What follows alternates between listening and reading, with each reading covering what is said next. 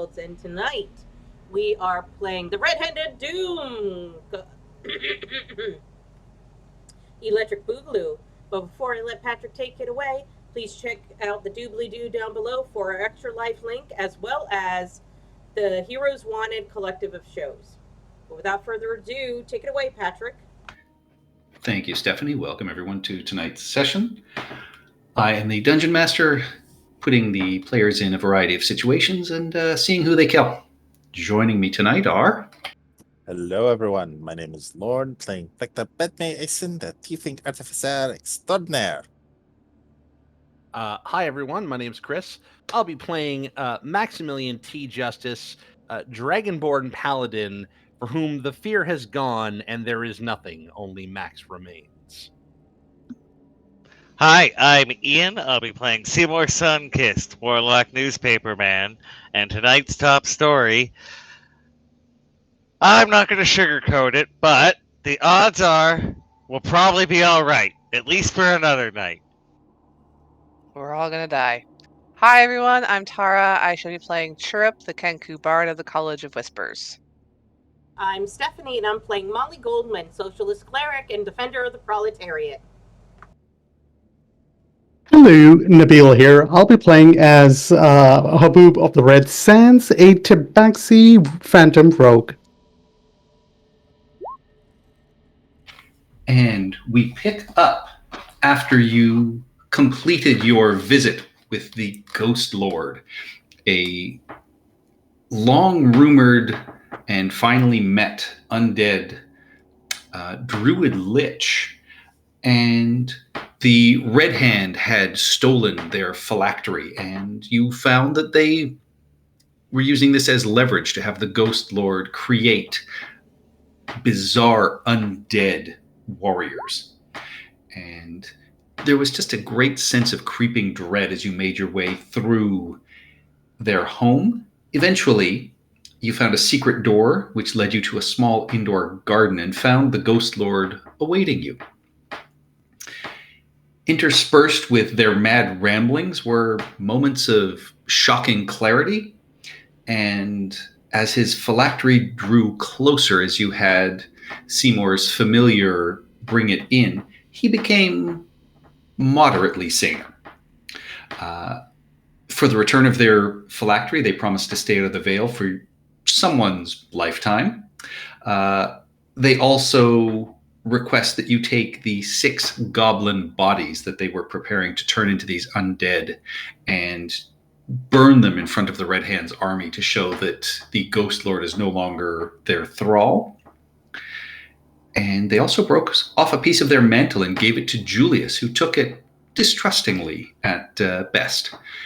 They then opened a portal through their tree, which you have stepped through, and you find yourselves at night back in the familiar surroundings of Brindle. And under the moonlit sky, you realize you are in one of the large church parks.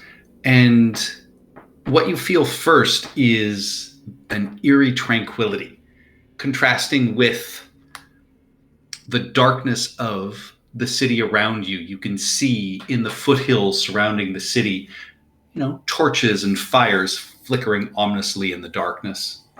The rustle of leaves and the distant hoots of nocturnal creatures intensify this sort of sense of foreboding, as if the nature itself is holding its breath here in anticipation. There is a warm scent of damp earth mingling with the faint scent of steel, a poignant reminder that even amidst the peaceful night, presumably the city's defenders remain vigilant and ready for an inevitable clash. With that, what do you wish to do upon your first steps back into Brindle? I immediately collapse on my knees and just kiss the ground and go, thank Torm, thank Torm, thank Torm. That's a nettle. I Puh.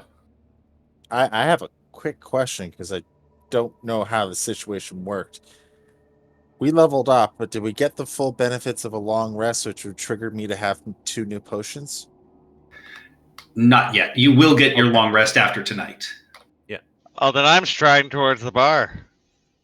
Hold on, Seymour. Let's get to the garrison first. You don't want to be walking around in this town right now. Seymour? Yeah, strangely, I agree with Maximilian. And also, your delicate constitution. You need to rest. His rest does involve alcohol, I'm pretty sure. Also, I make a note. Considering the last thing the Ghost Lord told me, would I have put 2 and 2 together? What did he tell you? He told me something about making sure that my brother and the rest of my traveling companions will be safe. Your brothers in arms, I believe, is what he said. My brother and my brothers in arms. He made that distinction very clear. You have a brother? Give me an insight check. You know what? I'm popping inspiration for this. 22. You understood that, there were moments of real insight and truth in the Ghost Lord's words. And, you look around at your traveling companions and you don't know if he meant one of them or the other brothers in arms that you have fought with, but you have your senses heightened and you are certainly watching everybody with a new level of curiosity and questioning as your mind kind of reels through all of the potential probabilities. Right. Cool. Good to know. All right, everyone. Grab a body. Try not to breathe through your nose. And let's get to the garrison. I have an idea as to fulfilling the Ghost Lord's request. Ooh, okay. I thought we were going to catapult them. Oh, no, yeah. You know what? You're right. I'm not sure if you said that specifically or if I said Last that. week, yeah. That was the idea, yeah. Yeah, okay. We're very similar minds, Seymour. Now let's get this strange ammunition to its rightful place. Are you also craving lying on a big warm rock and basking in the sun for a bit? I mean, that's just kind of what I do to relax. And so you leave the garden, entering into empty streets. The windows are mostly boarded up. In the stillness of whatever time of night it appears to be, this city seems desolate and almost fully abandoned. The streets are sort of hauntingly silent. You see occasional barricades have been set up blocking off some of the alleyways. A few scattered torches flicker weakly, casting eerie shadows on the mostly empty buildings, while the distant sound of the Red Hand's armies echoes, through the chilling air. The walls, once bustling with life, you can now see an occasional torch and group of people huddling around it, trying, with their humanoid eyes to stare out into the darkness. And as you, enter one of the larger boulevards, you are loudly hailed by a male voice just saying, "Stop, who goes there? Announce yourselves." I will announce myself, Maximilian T. Justice of the Lions.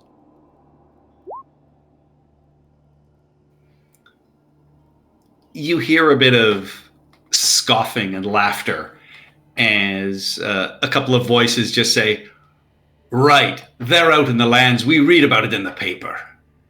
I like the drift globe. And I've got an updated version of the paper right here. Magic. Really us. Magic is real, right? I make suitable, impressive, dun dun dun noises in the back. And you do see recognition sort of dawn on their faces. And, they step forward. You see one wearing lion livery. The other 4 or 5 quickly you would recognize as militia.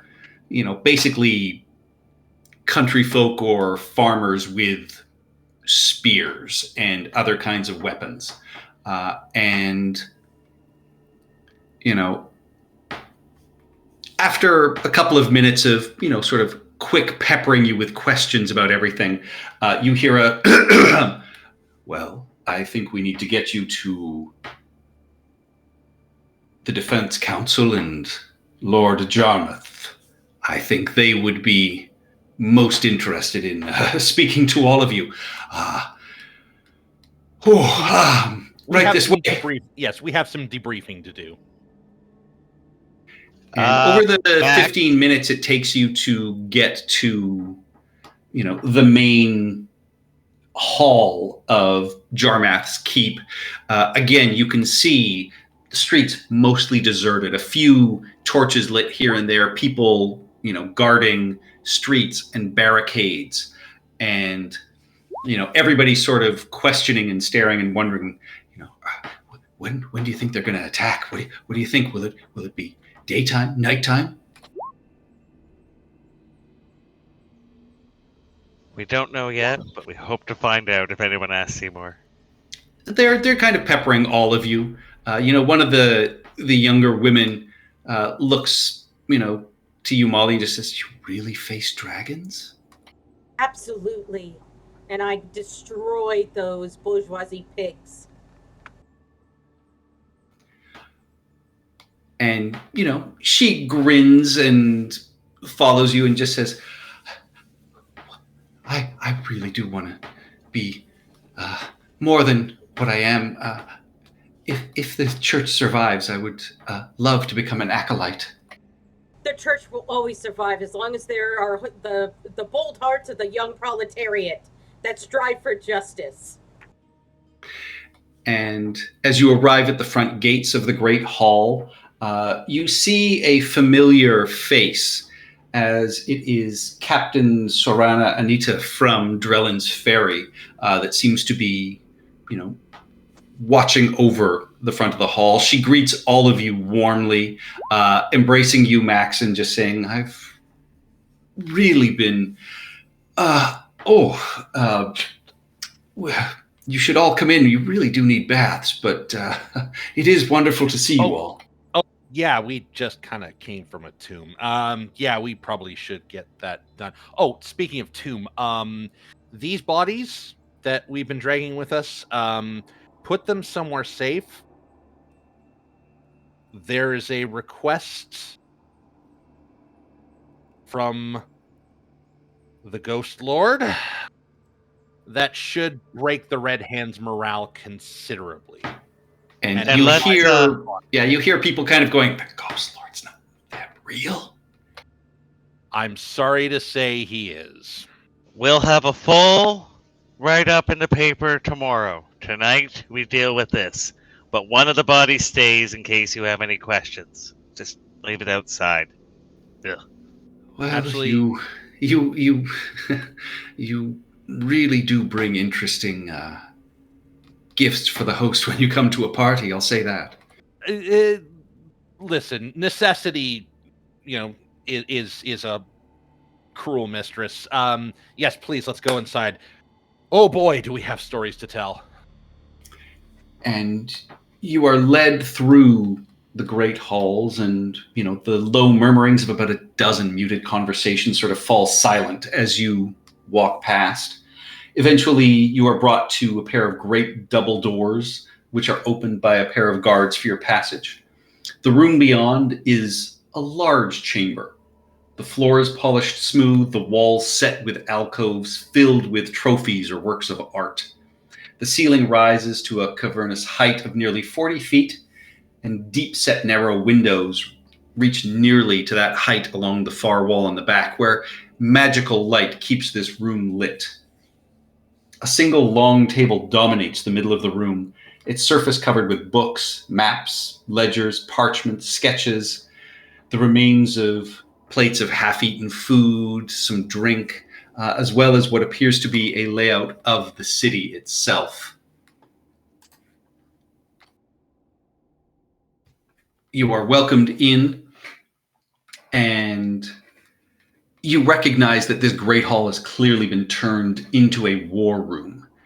And as you enter in, a taller, balding man wearing the Royal Lion heraldic sign that those of you who are locals would recognize as Lord Curdon Jarmath, leader of this city, stands, a very surprised look on his face as Captain Serana introduces you and then makes your way down to the far end of the table where you can see the Speaker of Drellin's Ferry, Nora Whiston, is there.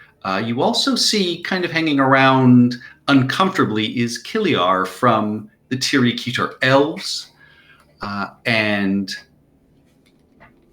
sitting off to one side, you see a very well-armored dwarven lady.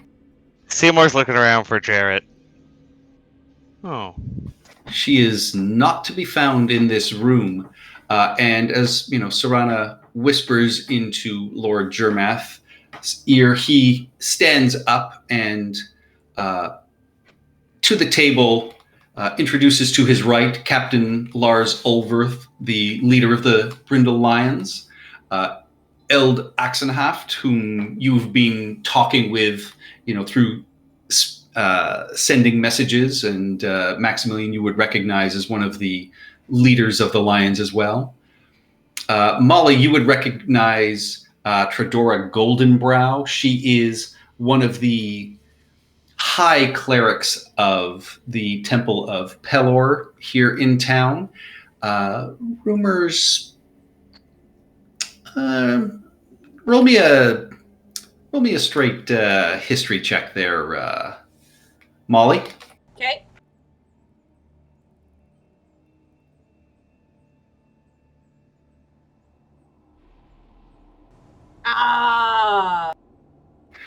Yeah, you've heard whispers that she and Lord Jarmath are an item, but they haven't been confirmed.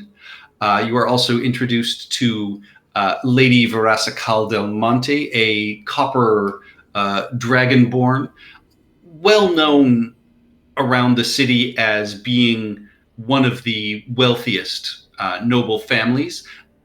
Also very well known for having her own private guard. Very well paid and very professional. You are also introduced to a fire genasi, Immerstal the Red, the High Mage of Brindle, who, she looks over all of you and in a fairly not quite polite tone asks, would you all appreciate a little prestidigitation to clean yourselves up? I know you wandering sort of adventurers and mages do run into some interesting things. Insight, what you trying to insult us? Not you, but you get the sense that Julius and Badme maybe are a little looked down upon by her. Yeah. Everyone said I was accept. dumb for wanting a shower in my wagon at the very beginning, but no. I totally accept. And I accept as well. yeah, with a quick sort of array of flourishes, you are all cleaned and presentable. And with that, the Lord stands and just says, "Well, I don't know that much of you need an introduction, but for those of you who don't know, this gentleman is Seymour Sunkist, son of the, firstborn son of the Sunkist family. I am sorry about your mother.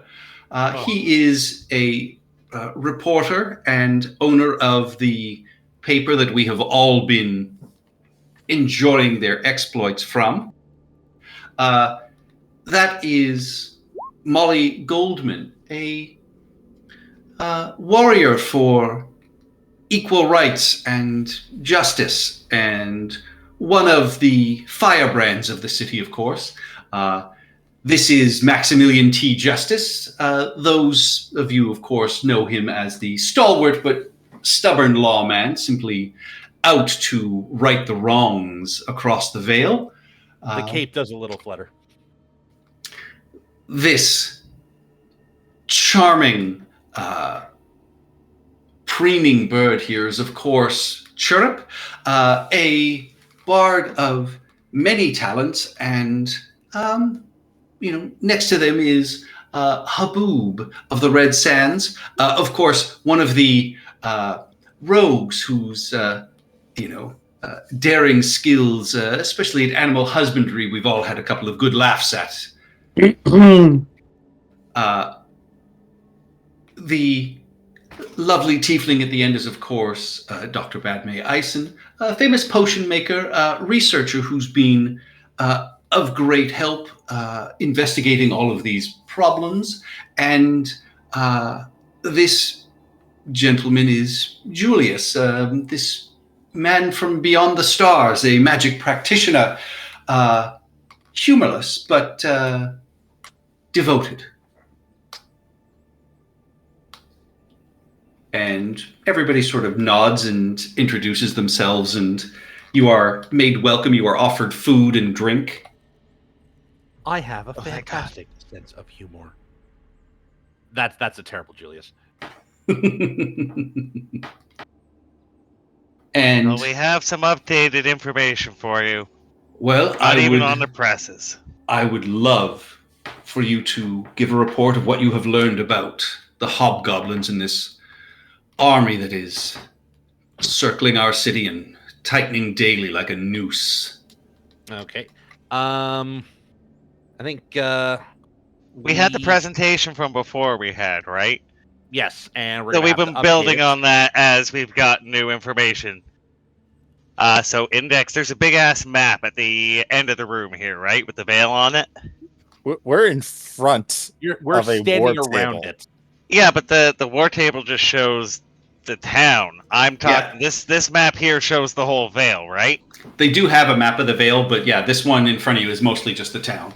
Yeah, so see, Index will head over to this big one on the wall that has the veil on it, and he'll be our pointer as we go through the presentation. He'll move around the map, showing where we've been, what we've done, and as A we explain what controllable happened. laser pointer. Yeah, he's just Yeah. go boop, boop, boop, boop, boop. I gotta Well, say, honestly, each of you in turn, I would like to hear what your exploits are and give me a persuasion check after you do so. So, Seymour, if you were speaking first, what do you consider Okay. to be your accomplishment and what have you actually learned about the Red Hand? I don't think there's one thing. And he'll point at his notes that are now just spread on the table in front of all the nobles from end to end of everything. It's there. It's all there. Look. The whole plan, the situation. They're coming for us. We know that now. But we've been building on this when people were telling us we were crazy. But it's here. Damn it. As he slams on the table. We told you. And now we're at the very edge. And Lady Varasa, says, that's well and good, but what do you think is truly motivating them? I will push aside a few papers to a drawing of the upside down tree and Tiamat. They want their god back. And Imristal will say, yes, we've read about that in your paper. You weren't always opposed to the idea. I wouldn't say I wasn't opposed. I'd say it was... Oh, what's the word I'm looking for? Ecclesiastically kind of a raw deal when other evil gods are allowed to run about. I'm just saying, in fairness, she got the short end of the stick as far as gods go. I can get their motivation. I don't have to agree with it to empathize with these assholes. I spent 30 fucking years with my father. I know how to empathize with someone I don't agree with. Snort. There's some chuckles around the table at that. Roll me a persuasion roll, Seymour. Do I have inspiration? Let's see. I do. Okay, I'm going to use it now because this has got to be good.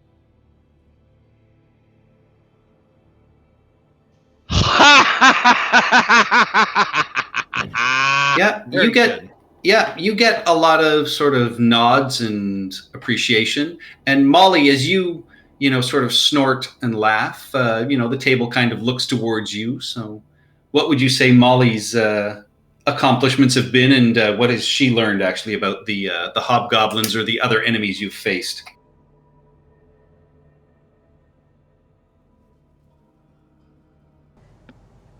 My brain is booting. Give me one moment.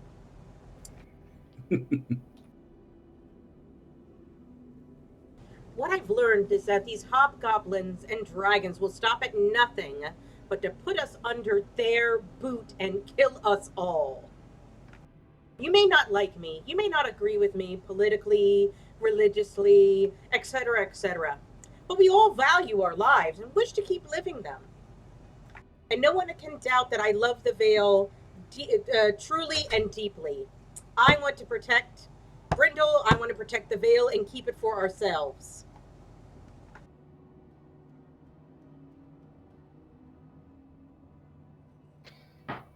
Well said.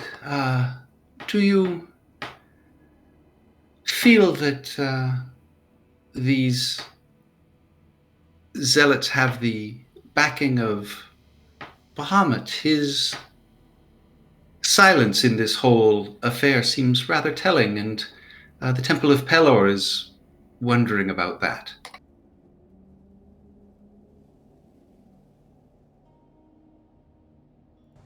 I saw no statue to Bahamut anywhere. It's all been Tiamat. I do not know why, nor do I care why, the Temple of Bahamut has said anything at all. All that matters to me are saving our lives. All right, roll me a persuasion check. Okay.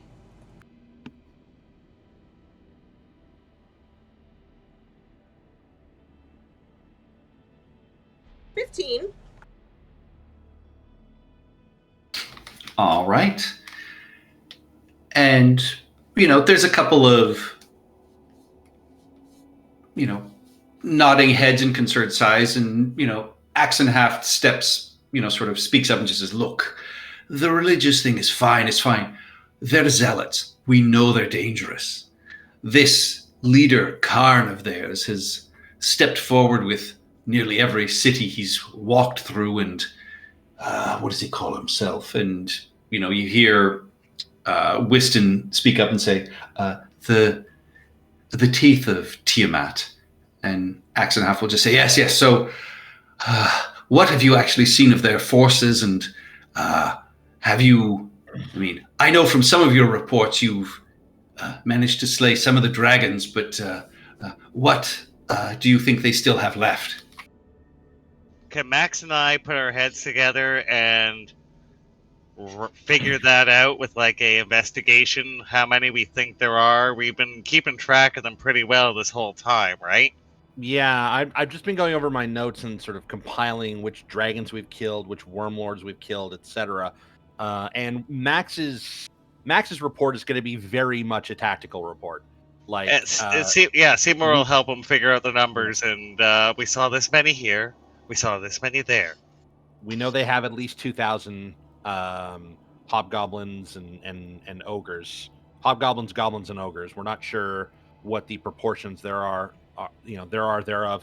We do know from interrogating, in a sense, one of the wormlords that they are planning on opening their assaults by sending in giants to tear down Brindle's walls. That's going to be their opening move. Have you faced any of these giants? Asks Captain Ulverth. A few. We're pretty sure that they're primarily fire giants. We're pretty sure we've killed a couple of them at the holds and on the road. Have any forest giants been spotted near the town? Yes, there are. No, forest- not that we have seen, but they've been keeping their forces fairly distant and moving at night, so it's harder for us to see what they're doing.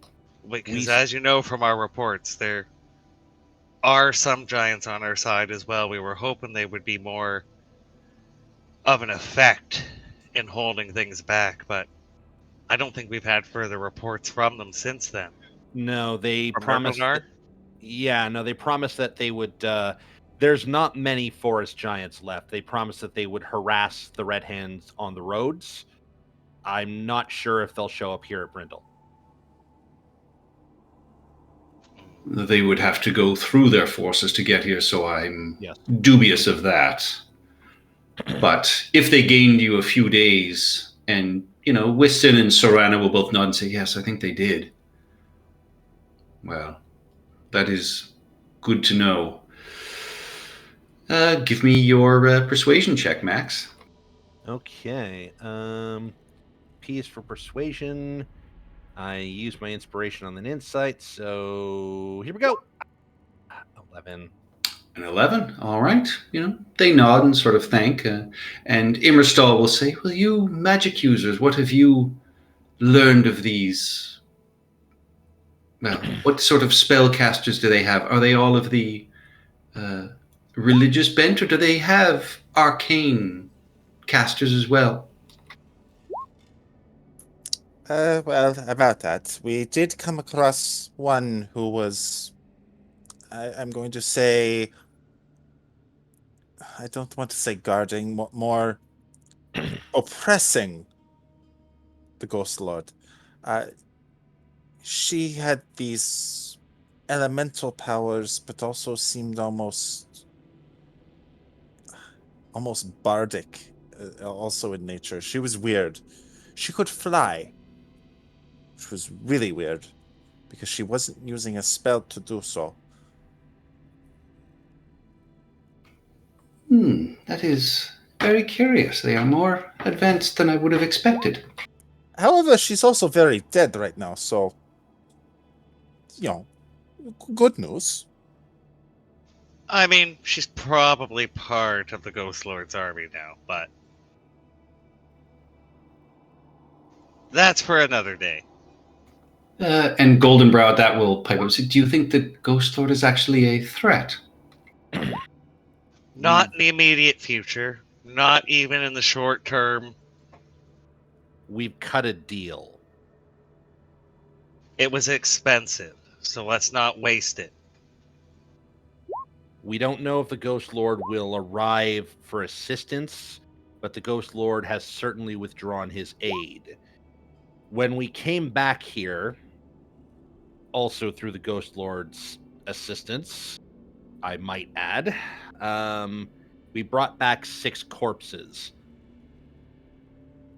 He requested that these be burned in front of the Red Hand.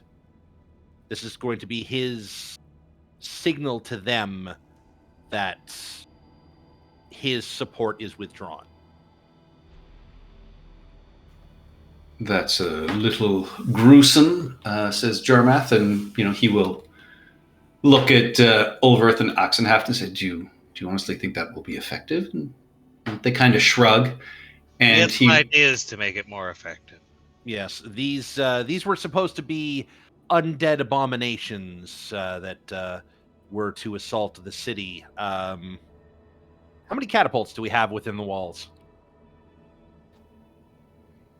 As a side question. None. Trebuchets? No. Bombards? No, the walls have kept Brindle safe for ages. We've not actually faced anything and have no real weaponry like that. Well, that's Nobody can make a catapult in the whole city. You've They've had been- time to prepare. What have you been doing? They've been busy shoring up the walls.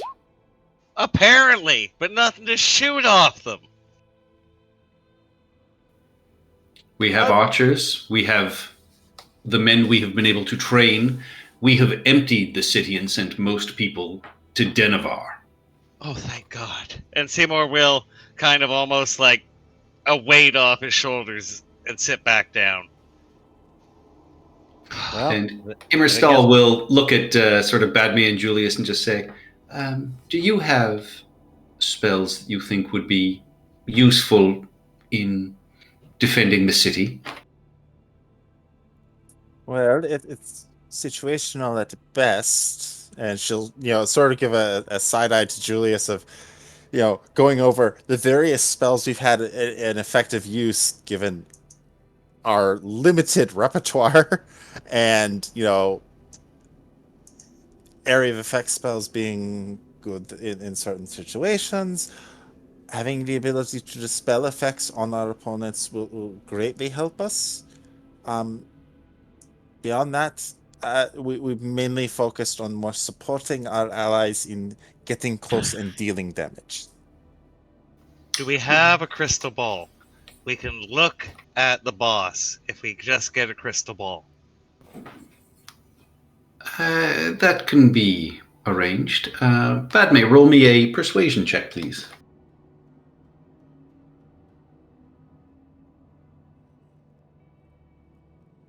Yeah. And yeah, she nods and kind of sniffs and says, yeah, I may have some scrolls or things. You may have a little time if you can read them or scribe them if you are capable. And you see her sort of shoot Julius a questioning look. But yeah, we've collected some magic implements through the city, and I'm sure we can make whatever we have useful to you.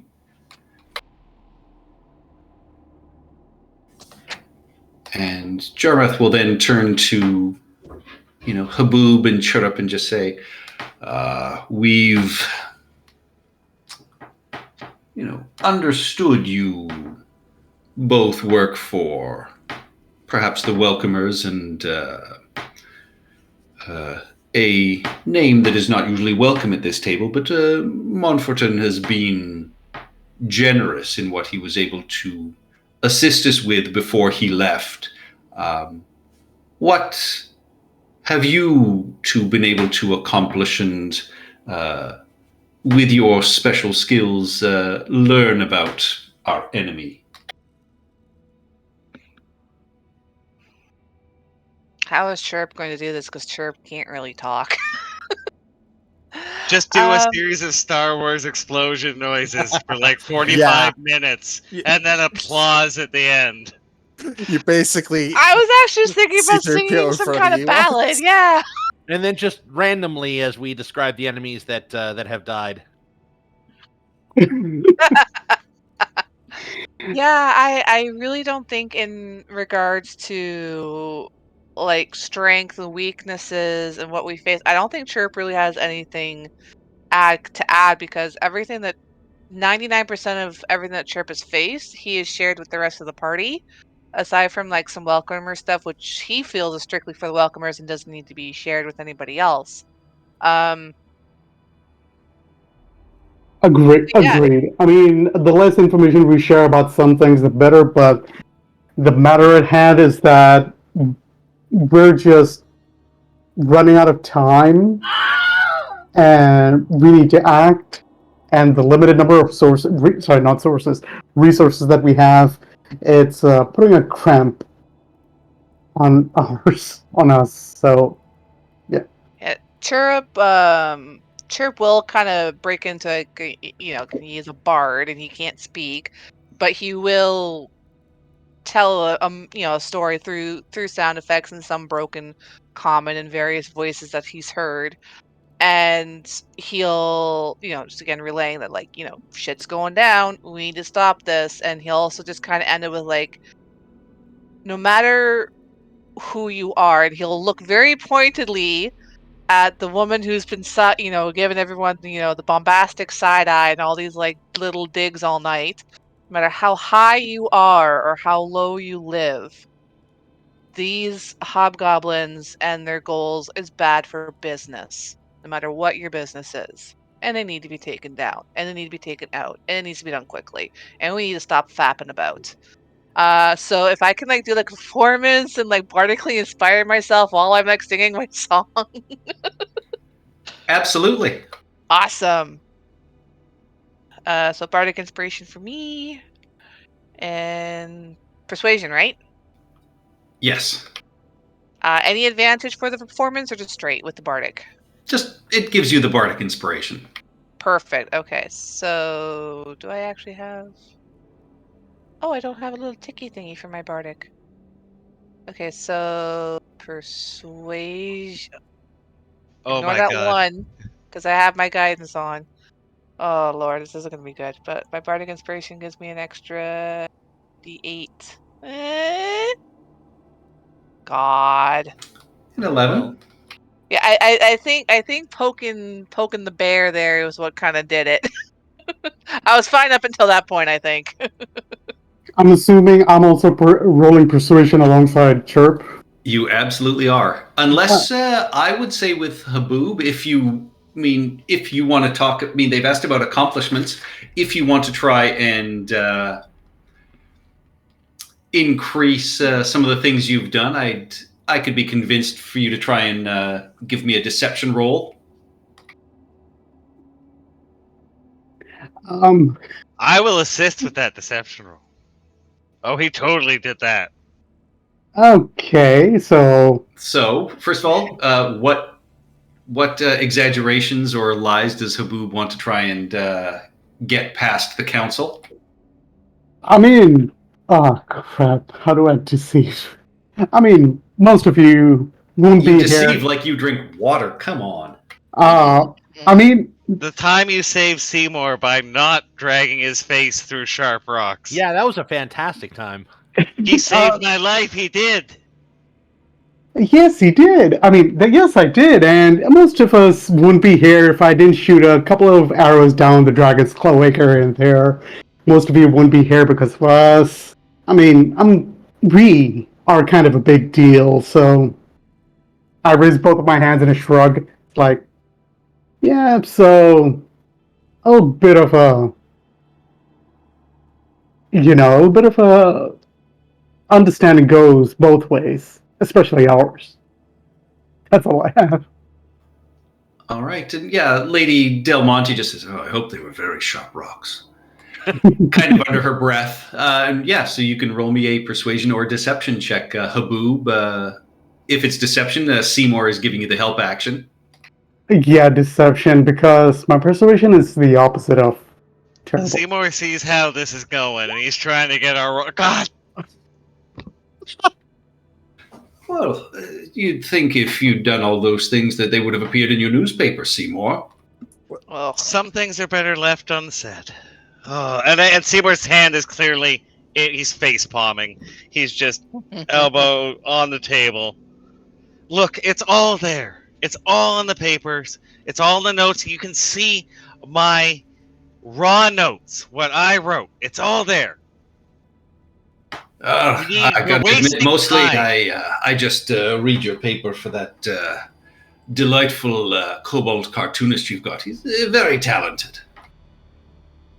And Seymour will kind of like shake his head for a second. Oh, right, yes, he came from us from, a Chirrup's recommendation. Inspiration for yep. anyone who can remember that character's name. Oh, From I write it down. episode 15.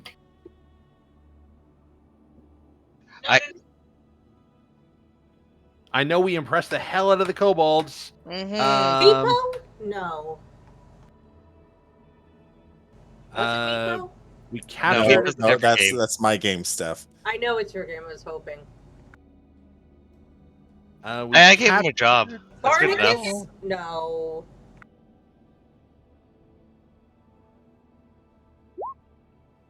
I don't D'Artagnan? actually think I wrote his I name know I down. suggested that he become a Ah! We're Snag. getting Here. clues. It is Sneg. Yes. I do remember I suggested that he be a political cartoonist. Yeah, and you threatened to cut off his tail if he didn't do a good job. I wasn't even Did I? looking at the chat, I swear. I finally found it in the notes. I wrote the word kobold a lot of times. Kobold. Copacabana. Kobo chameleon.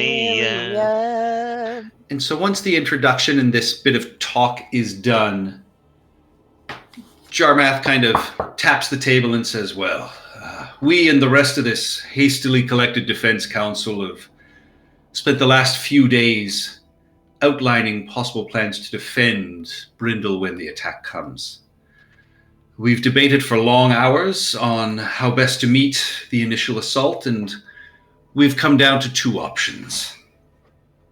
I want to meet the Horde in the fields outside the city walls. This tactic will slow their advance and, if successful, keep damage to the city itself to a bare minimum.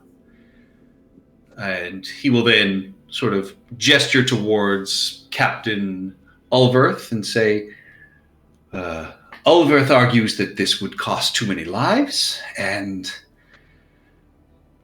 that, the Horde itself outnumbers our forces so greatly that to meet them on equal ground would be foolish.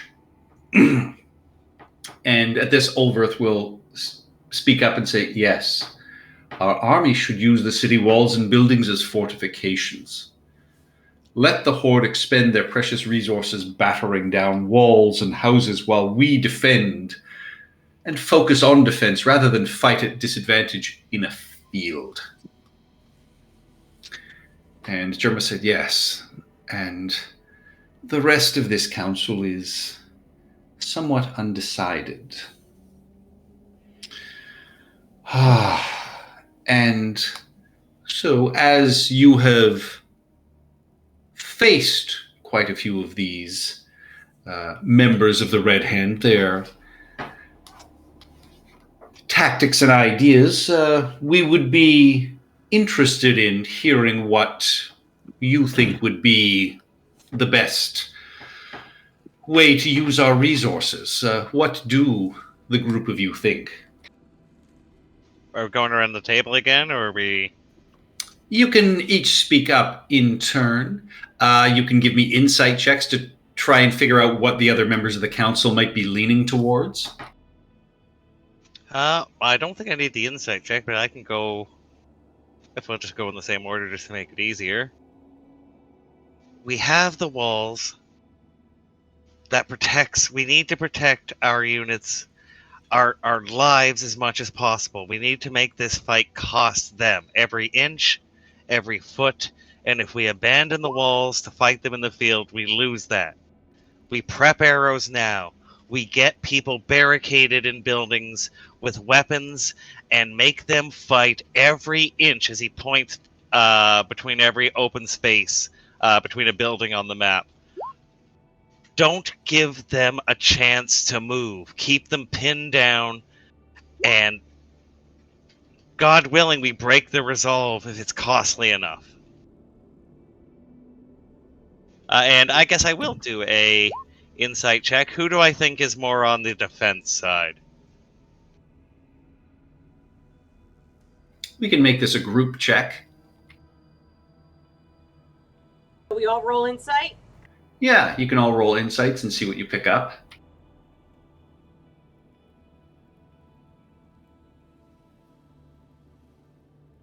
I think it's fairly obvious that, Ulverth agrees with that. You see that Lady Del Monte seems to sort of nod in agreement with that idea. Goldenbrow seems a little harder to read. Padme, you, Seymour, and Molly and Max all get the sense that she's, if not unimpressed with these plans, it would I don't know. Maybe she wants to support Jarmeth, but can't quite bring herself to do so. Lady Goldenbrow, if I may, what have I your am not a owl- lady. I am High Cleric, thank you. Oh, yes. I apologize. It's been a long trek. High Cleric Goldenbrow, what have your Owl Riders reported as to the numbers and positions of the Red Hand? And she will look at Kiliar, and he will.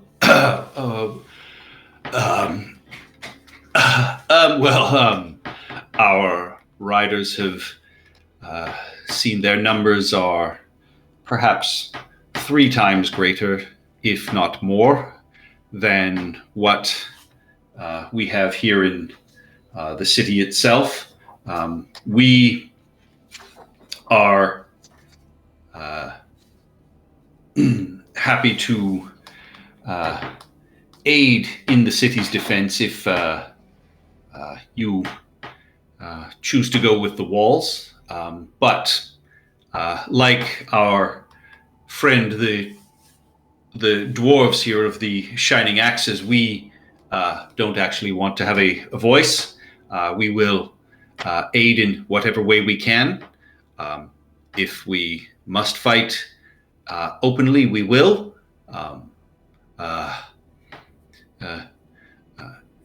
And, with that, the dwarven woman speaks up and just says, "Indeed, my people are paid to be here. We will follow as you tell us." If I may, I have an argument for taking a defensive stance as opposed to a,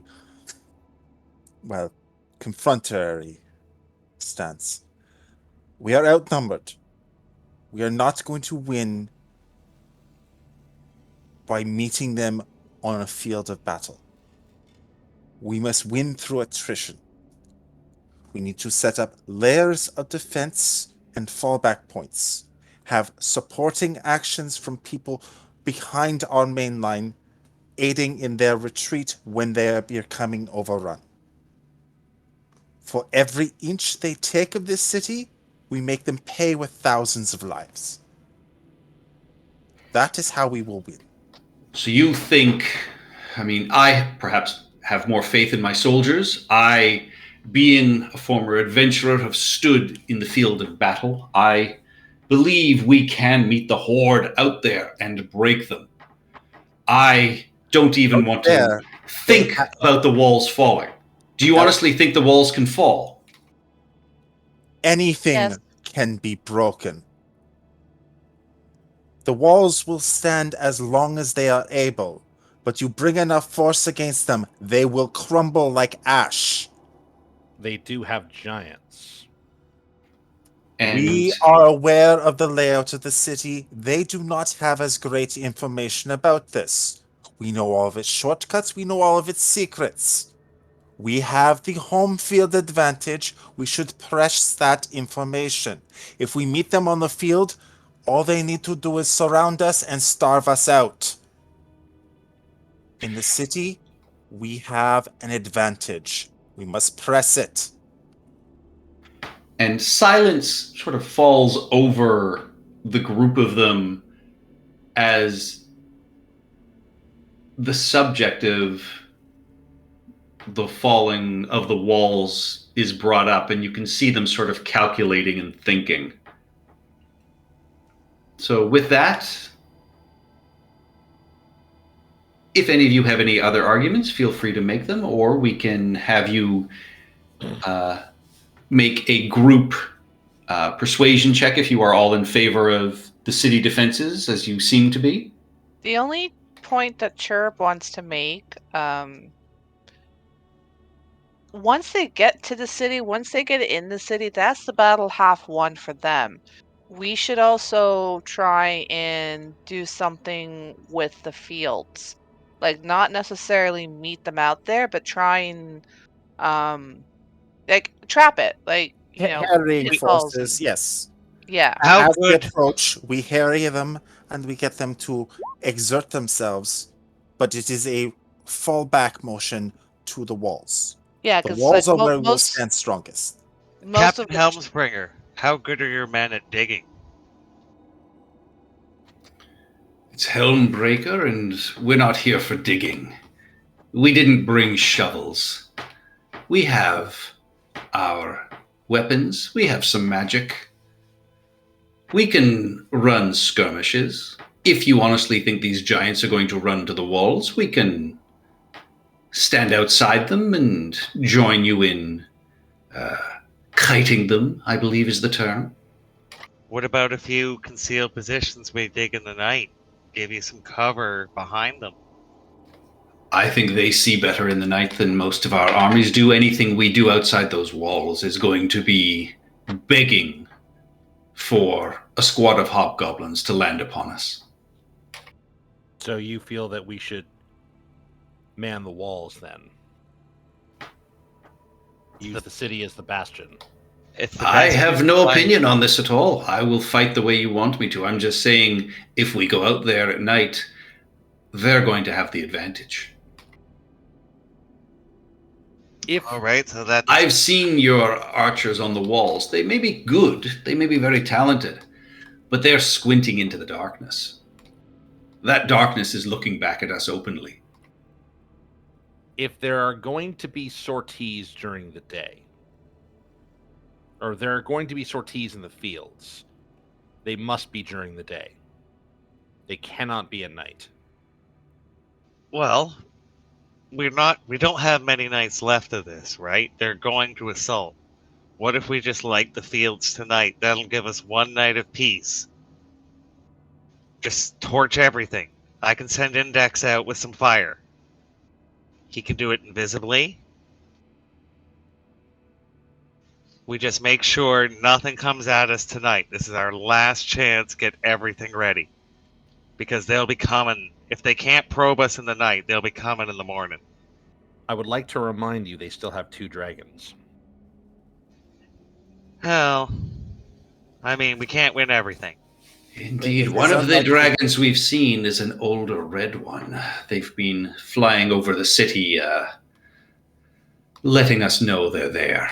I will very carefully pull out my my dragon's wrath and say, I have this as a partial answer for them. Then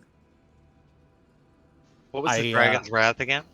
that is the elemental sack from the last dragon we just killed. Oh, right. That does 11d10 lightning damage. I will I will unhook the dragon slaying sword and lay it on the table, and I will say, I have slain 3 dragons and many dragon kind with this. It won't help But if he doesn't two- come down. We have to 2 get dragons you in- to it. I 2 would like dragons in the air. I will walk around, pull up Max's leg, and show the winged boots. I thank you. Oh, low whistle. Ooh. Okay. What I am saying is they do have the means to besiege the city. But also they have the means to surround us in the fields. What I am going to suggest is that we require a means of splitting off or thinning their forces. And I'm not sure what that looks like. Layers of defense, stake walls, catapults if we had them. We have set up some blockades in the city, and we can try and choke some of their routes. But the council has not yet decided, so let us think about this for a moment, and we shall vote. The party can give me a group persuasion check, each of you with advantage due to your arguments. Boo. I may use a. Actually, wait. Can I Yeah. use it anytime or just when I fail? You can use it after your roll, but you have to re-roll. You can't just take the good roll.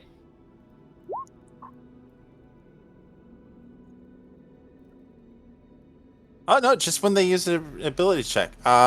Yeah, I am going to use my Flash of Genius on Haboobs. So he gets a +5. Raise our average. Man, I feel like Al Gore right now. We just can't Alright. get in shit. And Molly? Thank you, Doctor. Coming I up in the assume this was rear. all concurrent, so I can only apply it once. Well, that's perception, not persuasion. Ah, shit. 1 sec.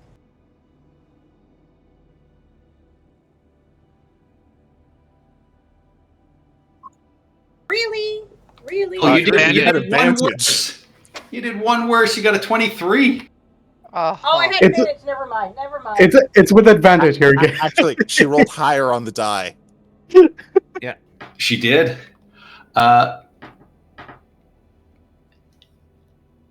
You hear, they move off to sort of one side. There's still a little bit of disagreement and arguing back and forth. And Kiliar will come down at this point and, sort of welcome you all back. And they will just whisper, it's like, fighting them in the fields is a fool's errand. They're going to die if they do that.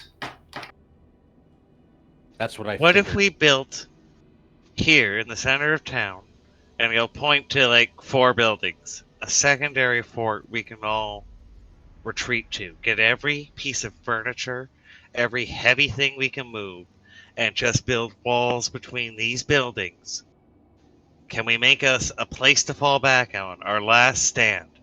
That is what they're voting on. They're voting on Yeah. whether or not to devote resources to the fields or resources. I know, to but And I'm assuming they pick our choice. So our next step, I've gone ahead. I'm like, what is our next step?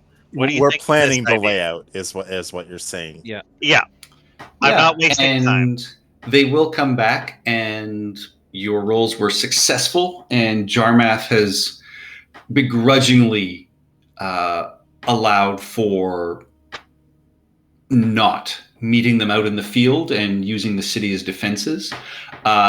When you bring up a last stand, they say, we have been discussing this. We have the barricades of the major streets, blocked off the alleys. Small groups of soldiers Ulverth has placed inside of buildings to serve as sort of snipers. And Excellent. we're going to use the cathedral square as our central marshalling point.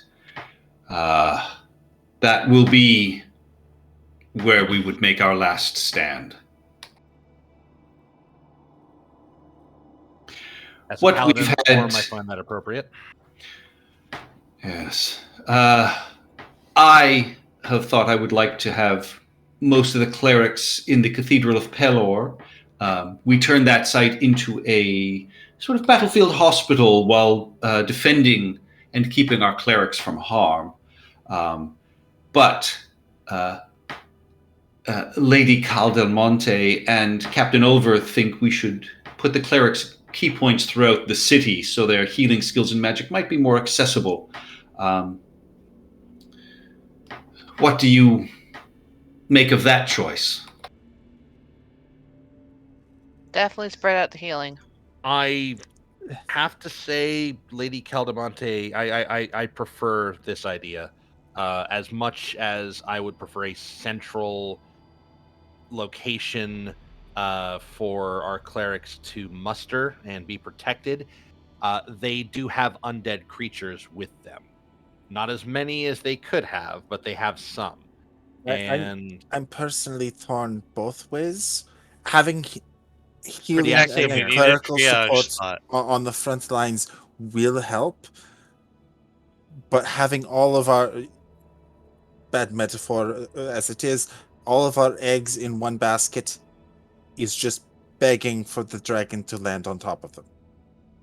yeah, But I Send read a Captain book Ulverth at this point time. will say, look, having the clerics throughout the town will save lives, But I think that it is more likely that they will die, more likely that way. And Jarmuth at that point will say exactly that. I think we need to keep the clerics safe, and you can. What if we split the Seymour difference? and Molly, you with your perceptions, and Badme, you notice him kind of glancing at Goldenbrow as he is saying this, and you get the sense that he might be more concerned about her safety than anything else. What if we split the difference? And I'll point at 3 places, equidistant within the walls. Clerics here, here, and here.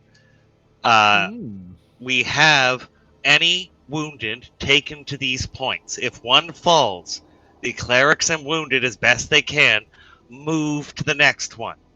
We will do our best to tell our forces what's going on, but we split them up. They're not spread out, but they're not contained.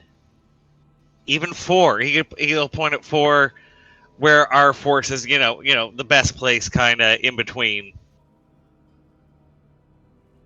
And at this, Lady Cal will speak up and say, "Look, Jarmuth, we know you want to protect your girlfriend, but putting all the clerics in one place is also going to make them difficult to reach in emergencies.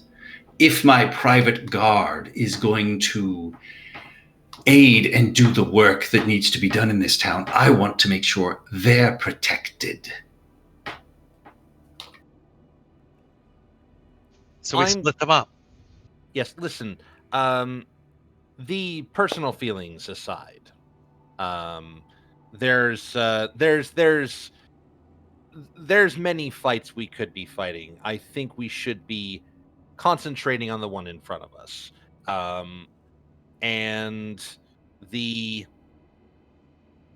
As much as I would like to protect the clerics in one place, they have as much of a stake in this fight as anyone else, and they are needed on the front. Indeed. I would not put them directly on the front, but just behind Second or major third. marshalling points. Aid stations. Here, Yes. here, and here. And Go ahead.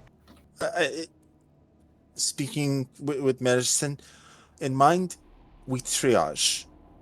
We get them stable enough to send them to the rear lines, which have better supplies available to them, and then focus on anyone who is just minorly injured to get them back and battle ready. All right, I will give you a choice. You can attempt to persuade Lord Jarmuth to spread the clerics out, or you can attempt to convince Ulrith or Lady Cal Del Monte to accept putting the clerics in one place. It seems like you are going to have to attempt to persuade Lord Jarmuth. Sounds like we want to spread them out, right? Yes, Yes. because Yeah. putting them all in one place, and that's just might as well put a beacon up for an enemy.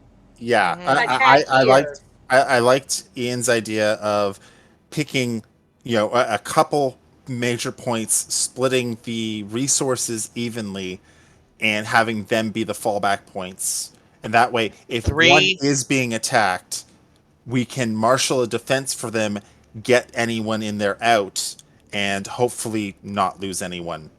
But 3 stone buildings, strong, not filled Defensible with anything structure. that goes Yeah. boom.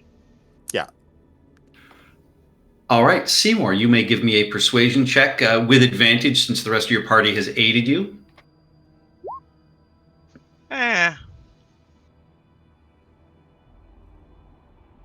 Could have been better. Could have been worse, but Is that going to be the final number? I don't have an inspiration. I don't have anything I that can will throw a flash of genius on that. Do we want it to be a 24? probably. Okay, I will throw my last flash of genius on it. Guidance. Too late for a guidance. You're getting advantage. I mean, guidance in this situation is you're A just little all obvious. sort of aiding and helping. Yes. With a 24, you are able to convince Jarmuth And again, he sort of looks sadly at the High Cleric Goldenbrow as, he agrees to this. But Lady Verasa does look at you, Seymour, and just say, you may actually have some of the spine of your father in you. That is most impressive. Ma'am, only today. Don't will I you take that as a ma'am compliment. me. How dare you? I am Lady Verasa Cal Del Monte. Oh, did you know his dad? They have a history. Just I Lady- still know his father. Anyway, My let's apologies. continue. Let's continue to planning the defense of the city, shall we?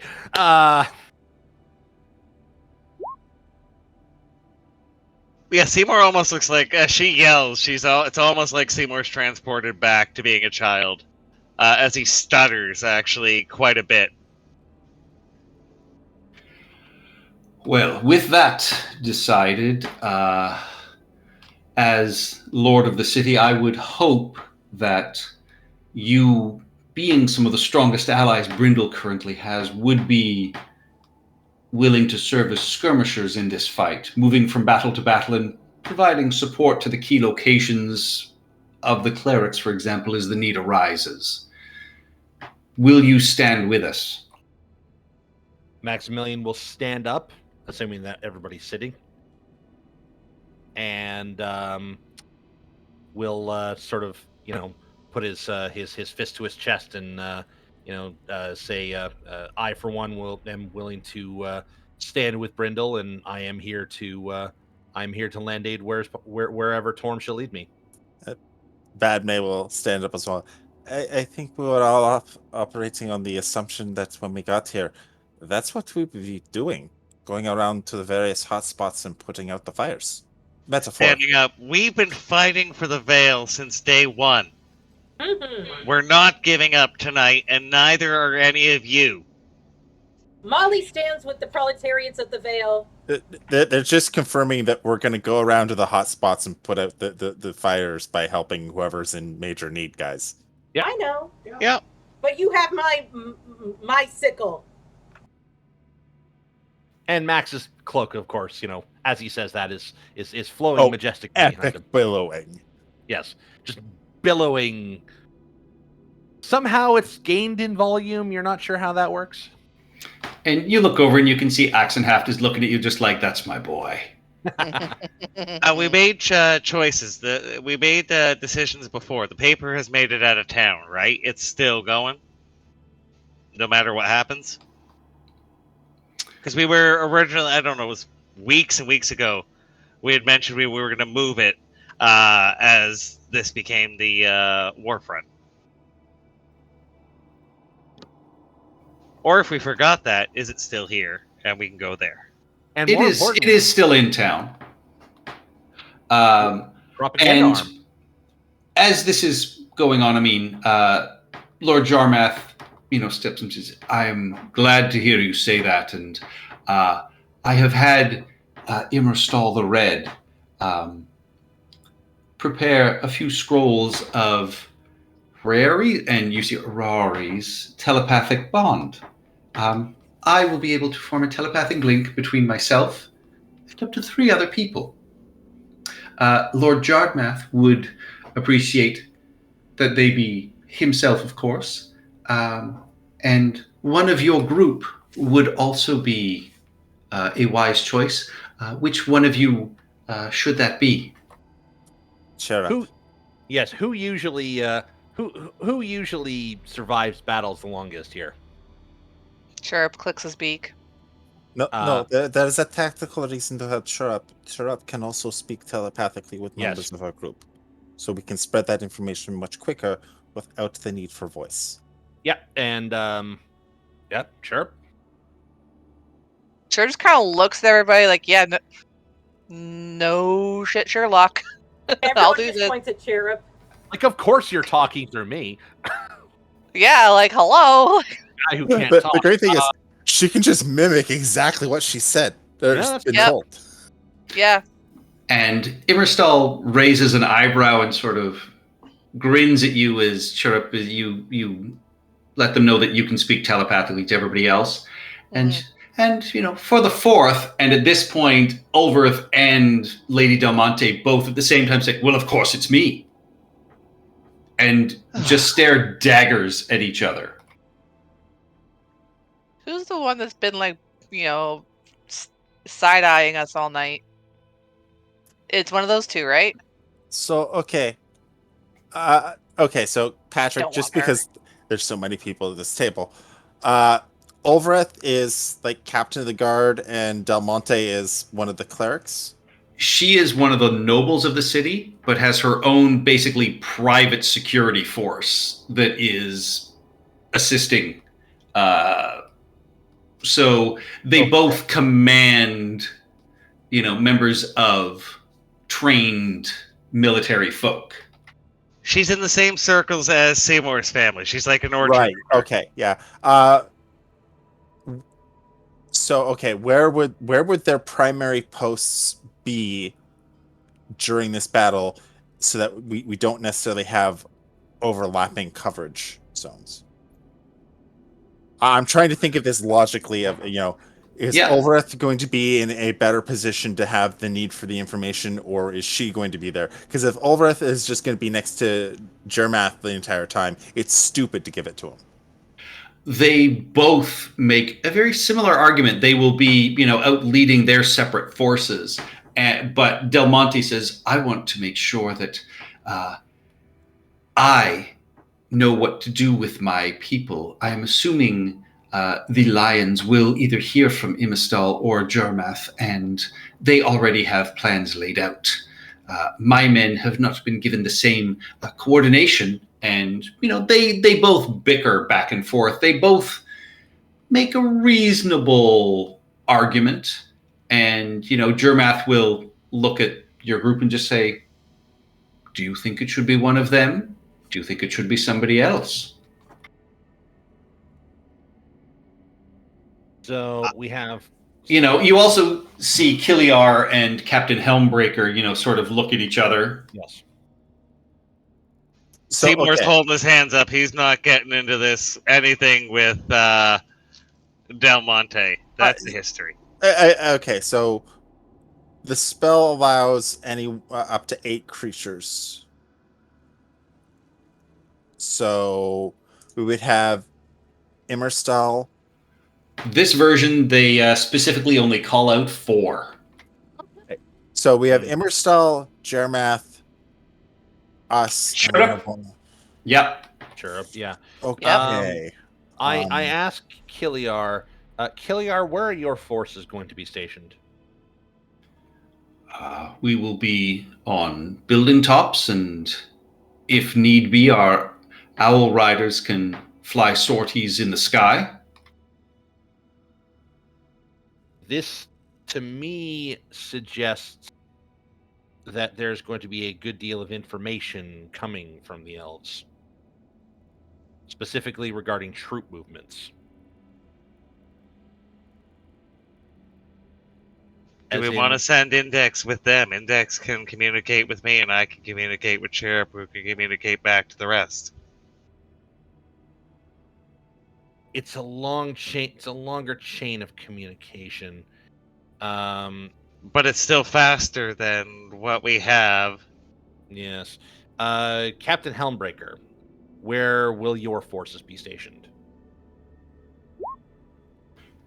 Where they tell me to be. We go where we're needed. We're not going to be sitting in one spot. Excellent.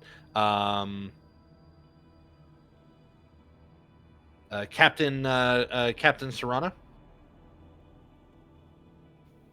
Oh, I'm simply going to be on the walls. And I'm not. I am not. I'll be leading a small brigade, but our orders are quite simple. Defend the walls. Yes. Captain Ulverith.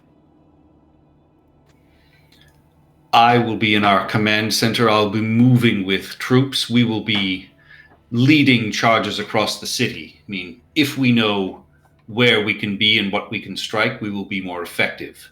And You I will will be more effectively- effective in laying plans. You'll effectively be a second force like us. Yes. Yes. And As will mine. Yes, as I imagine, Lady Del Monte would be as well. Hey, Mistral, where would you be primarily located during this engagement? I think I will be with the High Cleric so we can get healing done as needed.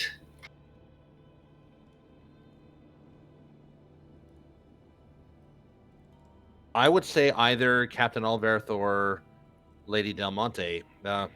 I'm of three minds on this. Kiliar will be able to provide real-time troop movement information, but Alverth is going to be on the ground providing support in critical strategic areas, and so Kiliar will give Del us Monte. intel from an aerial view that will help everyone, but it does us no good if it can't get it to our strike teams, which are Del Monte and Ulreth. And Alverth. We're damned if we do, damned if we don't, unless We've got we the volunteer extra not link to of have it. Index. Index can be going either back and forth or go with one of the parties to give us an extra point of connection. Wait, that's it. Hmm? Ian? Yep. Index sticks with some of them. We don't get the telepathic bond. That's what I was saying from the beginning. We said Index either can fly up with So, the owls or can Ulreth go with and- Del Monte. Ulreth and Del Monte get it. Chirrup doesn't. And we use Index at the planning table that, right next to Lord Jermath. Jermath tells Index any information. There we go. And any information goes back to Index. Yeah. Is this agreeable, Lord Jerbath? He's a fantastic editor and great at collating data. If you think this will actually work, then yes, I trust your judgments. I mean, you will be giving up one of your allies in the field, though. I think this is where Index's biggest strengths lie. Yes, Index will report to us. You can do the bond with Captain Alverth and Lady Del Monte. All right, buddy, if I don't come back, just head to the newspaper and help them as best you can. Right now, you're acting editor-in-chief. If you don't come back, I'm getting the hell out of this life. Good man. Deuces. Frankly, if you don't come back, it looks like some infernal forces might be coming. I might just have a better chance with them. I know you're saying that to make it light, but... you Trust know what me. I know you'll come back. I'll never be free of you. And that sort of pessimism is exactly what we need right now. All right, we leave the imp on Lord Jermath's shoulder. The city He's your starts- little red underline now. Yeah. He looks so pleased, I bet. Oh, he's The, fixing. He's already fixing the guy's spelling mistakes. It's infuriating. This is going to work out fantastic. And, with that, Jormas, as well, I think we can close this meeting. It is late, and rest is as good a weapon as anything else in our arsenal. I can offer you rooms here as whatever inns are in town are long shuttered, or... Did my wagon make it? Whiston says, some of your wagon made it. It did take a little bit of fire. Oh, we'll sleep here then. Yes, we'll. It's just a wagon. It's a comfortable place to sleep. There's no worry. We'll fix his ridiculous wagon after the war. He's designing its sequel. And Lady Carl will say, I can put a couple of you up in my manor. Seymour, if you wanted to see your father, he's waiting outside to join me there. Side eye. Massive side eye. Also, she keeps on mentioning his dad. Max and Seymour are sitting next to each other, and she's sitting right across from Max. Am I like noticing? Give me an insight anything? check. Can I get in on this? Sure. As Oh, can let's go before Maximilian. Mac. Eyes inside. Have I ever met Lady Del Monte before? You have not. You've heard the name. Okay. Oblivious as always. Yes, Yeah. Lady Del Monte, that would be nice. And could we speak a moment before we go out to him? Of course. I have room for a couple more if, Maximilian or Julius or someone want to join as well. If if you need a night apart or something like that. Did she invite him to like a threesome or a foursome? No, she did not. I would love to have a quiet evening before the fight. Is the hot water boiler stocked? I need to spend the night in contemplation. A quiet place to do so would be preferable. I don't know if you'll get that if Seymour and his father are in the same place. I've learned true. to ignore Seymour pretty effectively. Yeah, his father says the same thing. I mean, that's Excellent. just kind of a family experience at this point. I do have to ask Mr. or Lord Sunkist a question or two myself, so I'll be I guess I'll be joining you. If that please, Captain Alberth. I'd believe is my advise Garrison against commander. that, Max. He's never in a good mood after we speak. Ever. Well, then I'll have to speak with him first.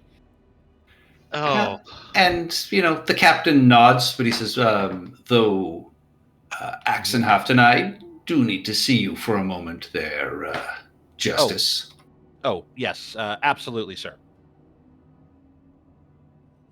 And with my 26, did I notice anything? Oh, you absolutely did. I mean, she has been sort of nervously eyeing the two of them through most of this evening, and her invitation, even though it included yourself and others, seemed very much pointed at the two of them. And Is there there certain is familial resemblance? There I was about ready to absolutely say, is. yeah. Yes, there is. It seemed like all three of them together, Seymour, then Max, then Lady Del Monte, Max, Seymour. I'm like, hey, wait a minute. It's like they're merging together in the middle. it's a spectrum. There's not really a familiar resemblance between Seymour and Lady Del Monte, but maybe between Del Monte and Max, and maybe between Seymour and Max. Exactly, because Seymour doesn't see it at all. I wasn't even going to check. Oh, yeah, because Max is Seymour's completely known fucking oblivious. her his entire life, so no idea. Well, Complete see, I was temple doing kid. it like those old things where it's like, oh, what will your baby look like? And it's just your face and the person you're with's face, like, kind of smushed together. I'm kind of like making that comparison in my brain, like, oh, wait. Yeah. Anyways, we need to go. I need to go talk to these military guys, and then we gotta go do the thing. It's All right. 9. See Can you- we see do you later, a Molly. 5-minute break for a pee break? Because I need We absolutely can, because, you I guys need a can... few seconds to get my thoughts together. That was amazing. That was good.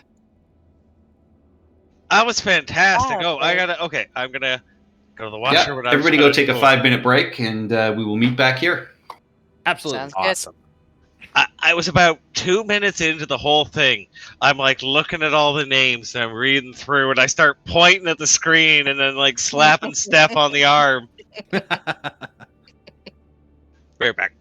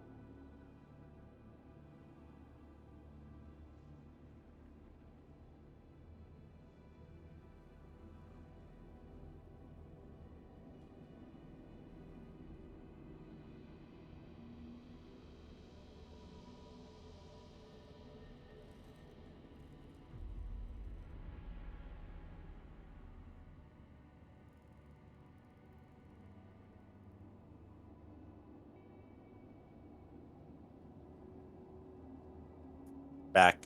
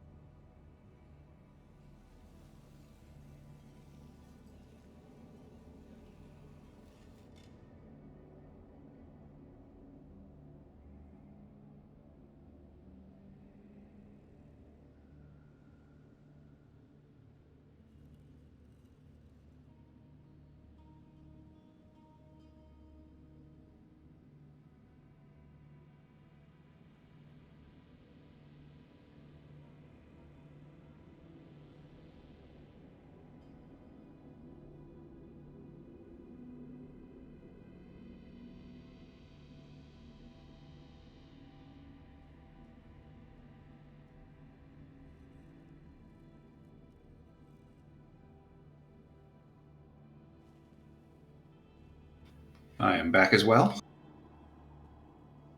Same.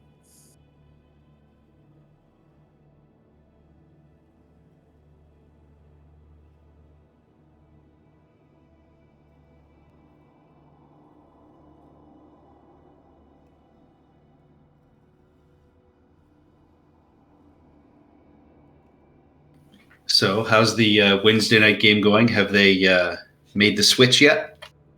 I literally just ended it with them waking up after the fog took them. Nice. So, yeah. Last night was a really, really interesting time where Ian's playing an autonome, which his background is that he's actually a ship full of miniature people that are going off and exploring inside him. So something has happened, and literally they're asking about, hey, where are you from? And he's like, I am from database error.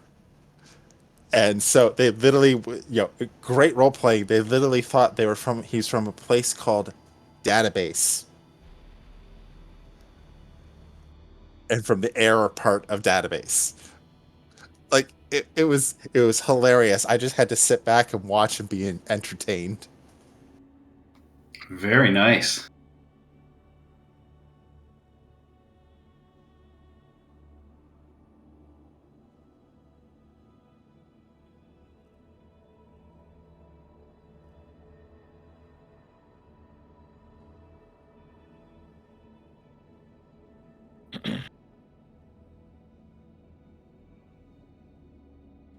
I'm going to speak with Ulverth and Axenhaft. I am going to request some 10-foot tall stakes and 6 pints of lamp oil. Back. It comes in pints. Comes in pints.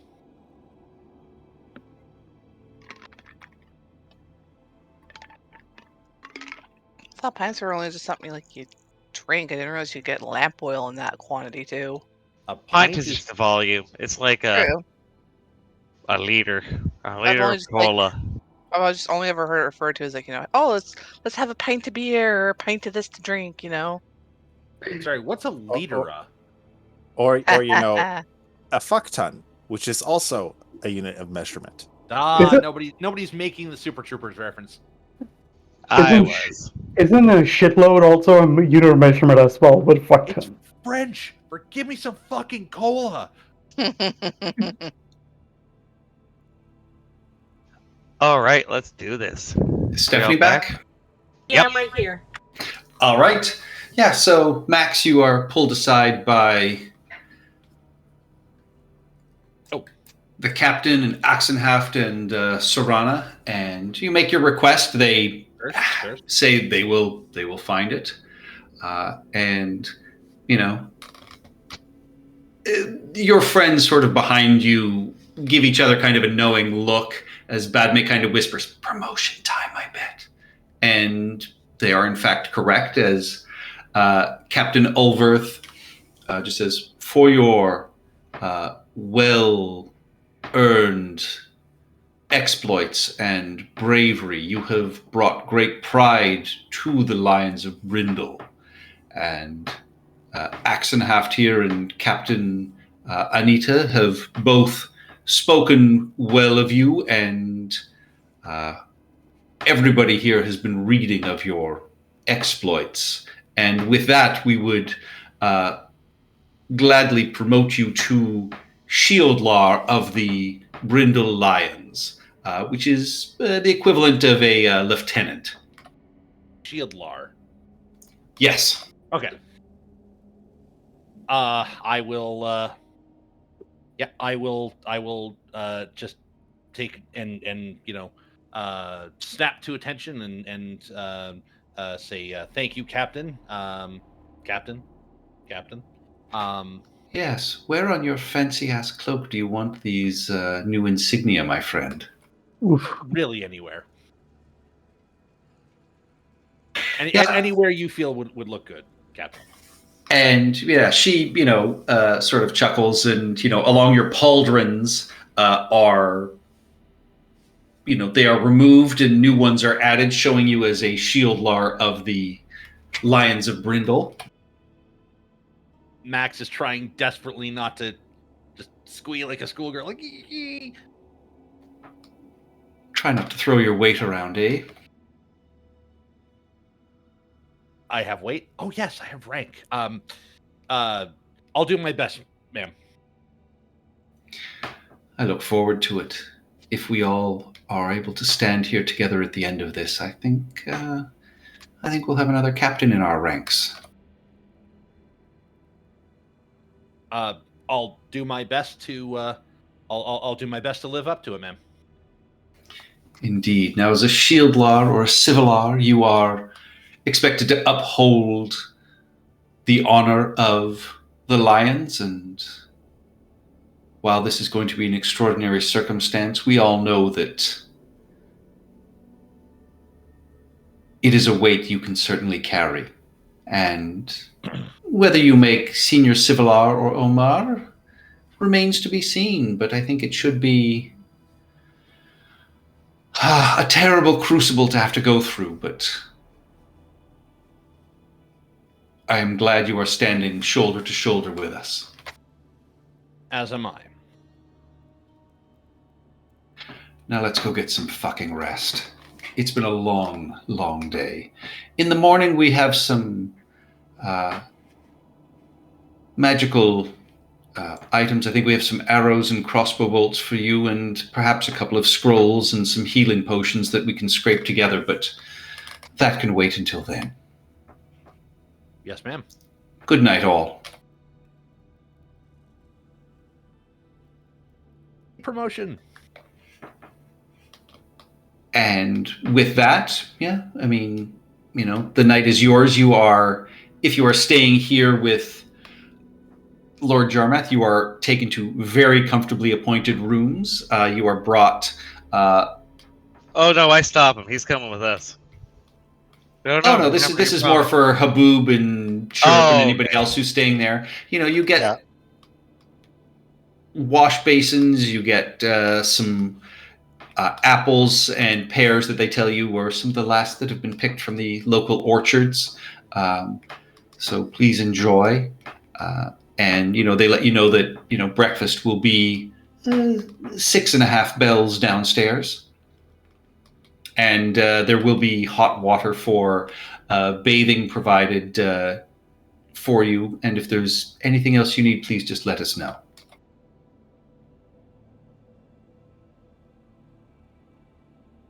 Thank you. Now, will Chirp and Haboob be able to get a long rest while robbing the town blind? Oh yeah, Chirp is totally just like so was until she hits the hot bath, or until he hits the hot bath, and then he's just done. He goes to sleep. Like, oh, never mind, forget that. I can't decide if I should take a bath first or pass out and then take a bath. You both pass out. To be fair, next to each other. To be fair, Chirp wants to leave the looting for later when either everybody is too busy celebrating or everyone's dead and can't stop him. So. Yeah, pretty much. All right, yeah. Is there anything you wish to accomplish during the night, or just sort of bathe, snack, and rest? Bathe, snack, and rest. For Haboob. Yeah, that's about it for Chirp. All right.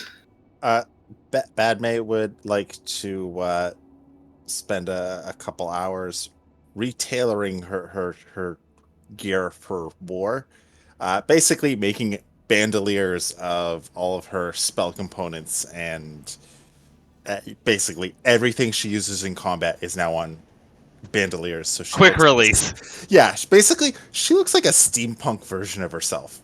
Hmm. Everything is a free action. No, it just looks cool. Easily enough done. And Julius, before you leave, Seymour just says, I'm not from beyond the stars. What would I am be simply beyond from the another stars? realm. I mean, we could play it up. Do you want to be from beyond the stars? Well, everyone seems to think that because of what you wrote about me. I am not a space creature. I mean, you're from a different space, though. But I am not beyond the stars. I am simply beyond a veil. No, but this star and some other stars. Seymour. Another realm is not necessarily another planet. It's fine. We'll write a correction. It'll be at the end. No one will read it, so everything. Nobody ever sees corrections. Indeed. Yeah, so there's no problem. You'll bury it at the bottom of page 8 with the local play listings, which nobody is currently seeing anymore. Below Yeah, the fold, exactly. We're covered. You still get to be from, and I'll raise my hand up to the sky, beyond the stars. He just sighs and walks away. What? We're covered. yes, but he's not enthused with it, Seymour. But has he been enthused about anything so far? In his own way. I suppose, yeah, that's true. Oh, you're right. Man, that's kind of a dick. I'll apologize to him. And with that,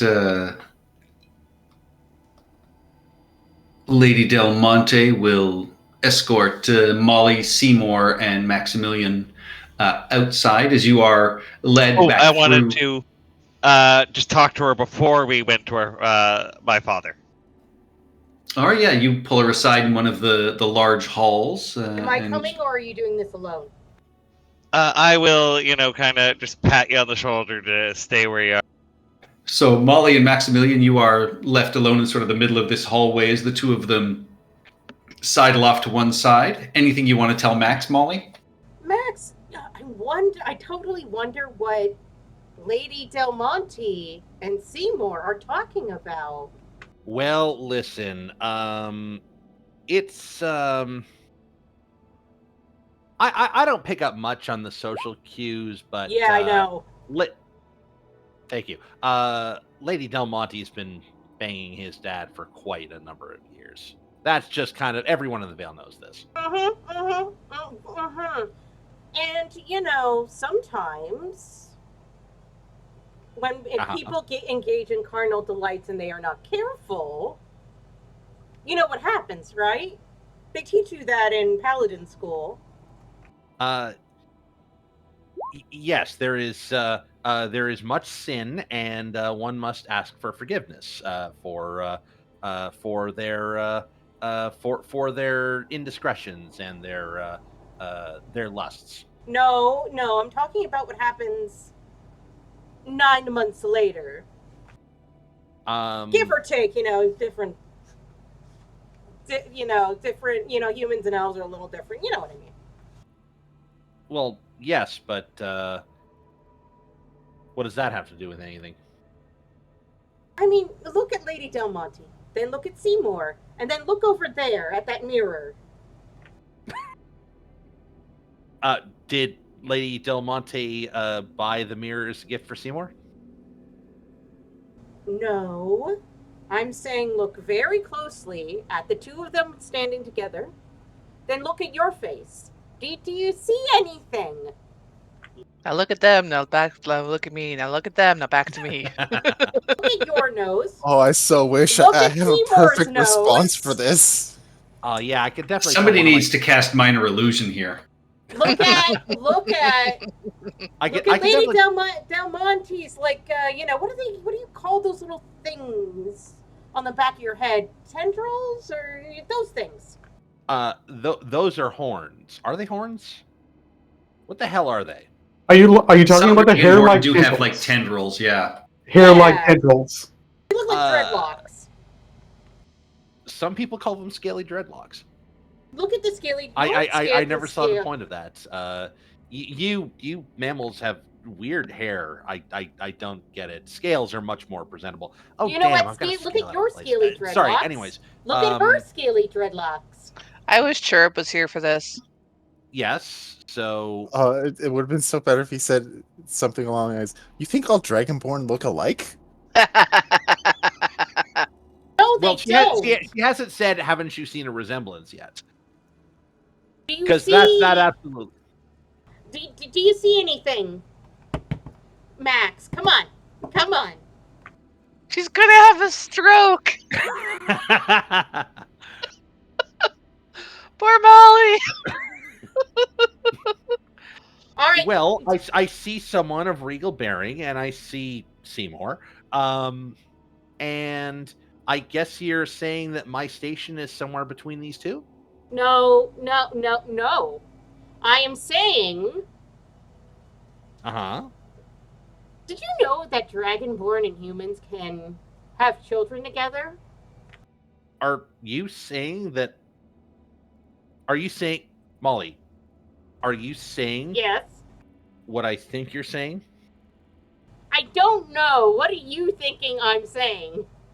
Lady Del Monte and Seymour have a love child. This is scandalous. I can't wait to tell people. No, Max! God damn it! You are most likely. Okay, so you know that Seymour's dad and Lady Del Monte have been having an ongoing affair for years now, right? Right? We yes. all figured that out at the dinner. He's made it real obvious now that Seymour's mom is dead, right? She is the same type of Dragonborn you are. I thought she was a copper Dragonborn. Aren't you a copper Dragonborn? No, he's a bronze. He's an amalgamation of two things. Wait. Yeah, bronze. Bronze is the lightning one. They're both bronze, right, Patrick?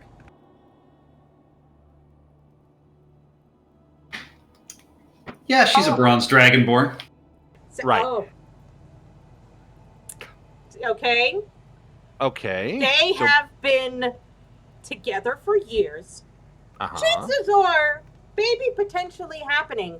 You are an orphan, and you don't know who your parents are, and you were somehow left at a mostly human temple.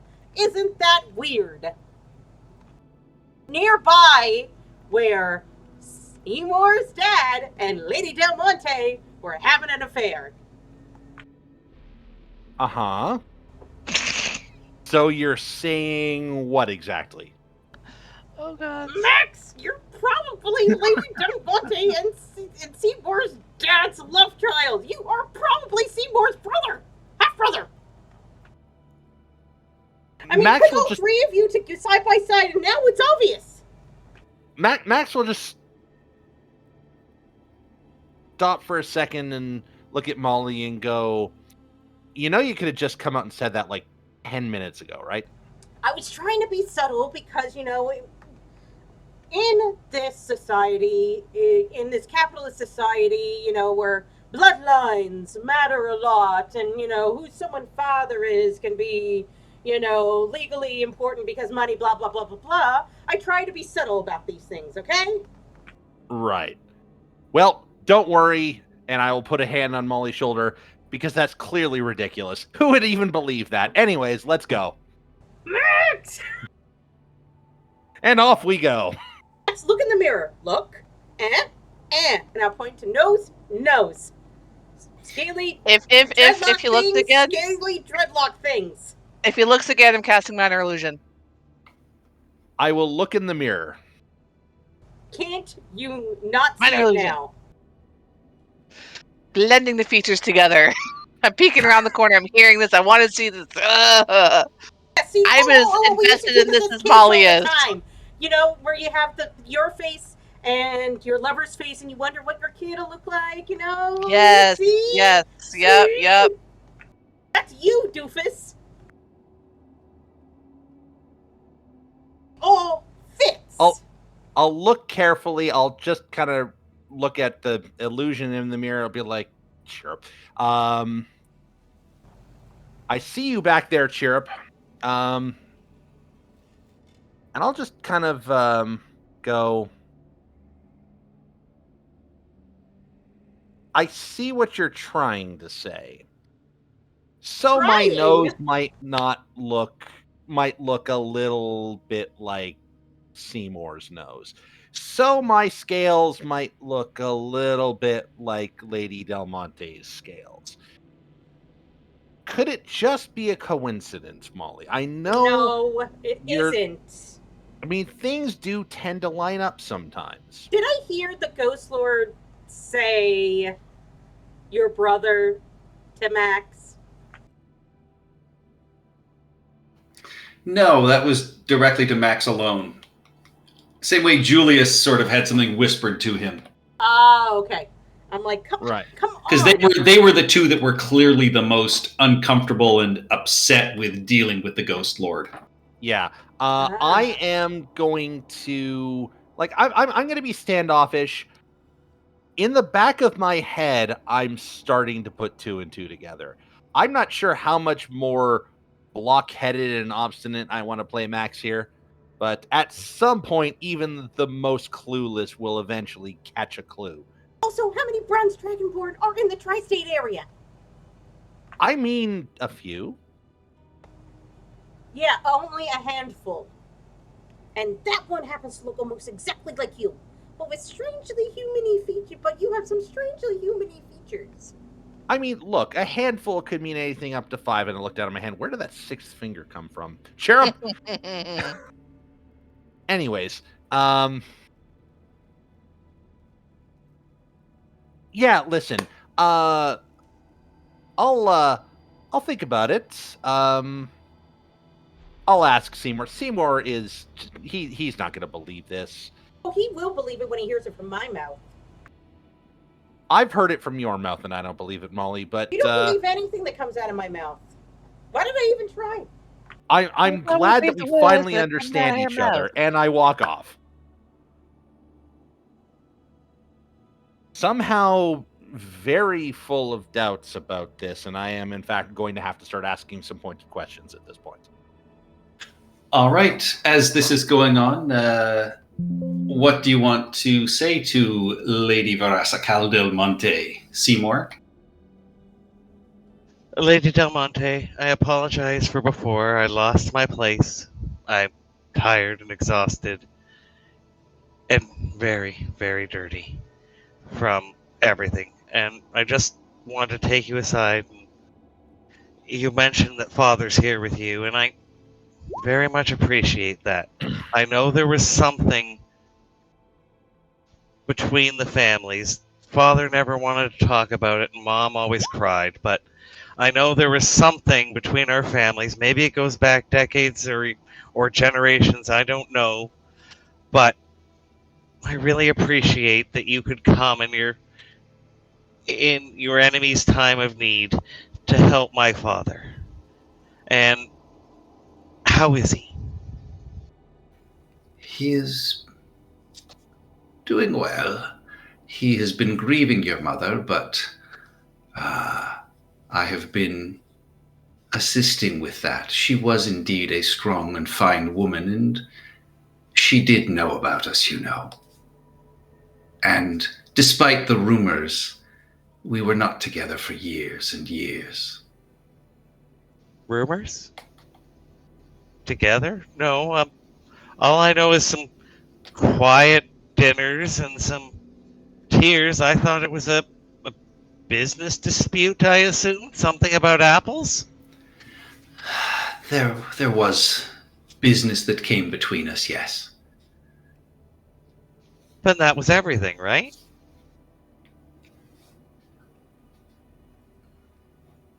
Why don't we go see your father? He will be happy to see you. He is, in fact, very proud of you, even though he may not say it. And Seymour will have one of those. Sorry, You mean my father, right? No, I just do. want to get the He fight was, out. stealing that wagon was something he approved of. I don't know if you can, maintain his approval, but you've shown yourself to be skilled on the battlefield as he is. I mean, you've got dozens of scars. You really take beatings, don't you? There's been a few. And like hangdog, yeah. But I've learned to put myself back together. I couldn't do that before. Alright, let's go see him. Let's get this fight out of the way. As much as you say he's proud of me, I don't think I could ever believe that. So let's just. And Seymour put his hands in his pockets and his head down and walk out next to her. All right. And even with your 20 passive perception, with your head down, you can still feel the burning gaze of Molly upon you. As you were, you have grown up with her for so long and understand so many things, but you don't quite fathom what this one's about. Oh, I purposely don't look at her. Like, that principle of someone that you've known for years who is not looking at you in a very poignant way. Absolutely. In a I have news, hot off the presses look. No, I don't want to hear anything from you right now. I don't want to hear anything from anyone. And, you make your way through the front doors. There is a fairly simple wagon, nothing too ornate. You see your father turn and stand and look a little surprised as he sees you. You also recognize that the driver of this wagon is Alfred, one of the sons of the Renault family that you met ages ago back on their farm and know very well. That's the one that has a crush on Molly. Oh, way to spoil it. I was going to say, even in this sort of torchlight, you can see them kind of blush and blink as they see Molly, and they immediately leap down past the two of you, and he sort of strides forwards and just says, good evening, Miss Goldman. May I assist you up in the wagon? It's good to see you. I've been reading a lot about you. It seems like you've been living quite heroically. Oh, well, thank you, sir.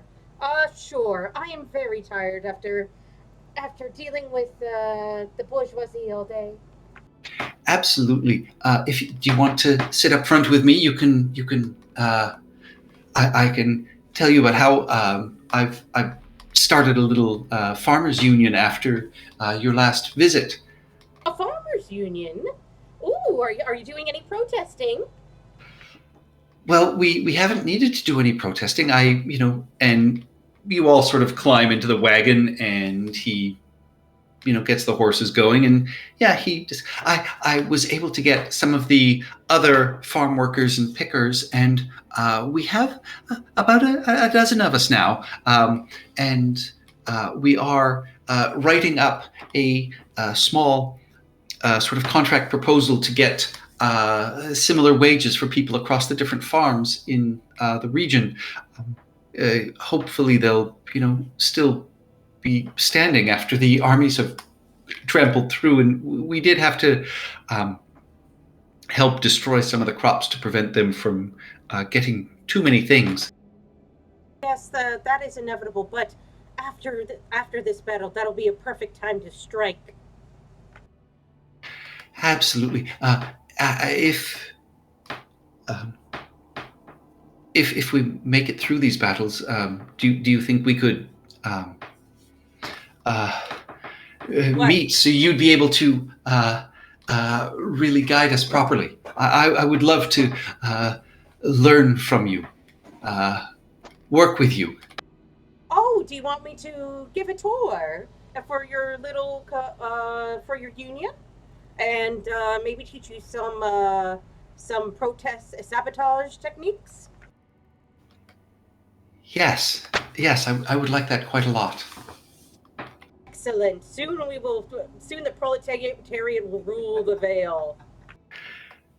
Indeed, I'm Nope, Max incredible. doesn't notice this at all. No, I'm, I would love to be known as a comrade, if not more of yours, Molly. I mean, we've known each other for years, and you've always been a great inspiration to me.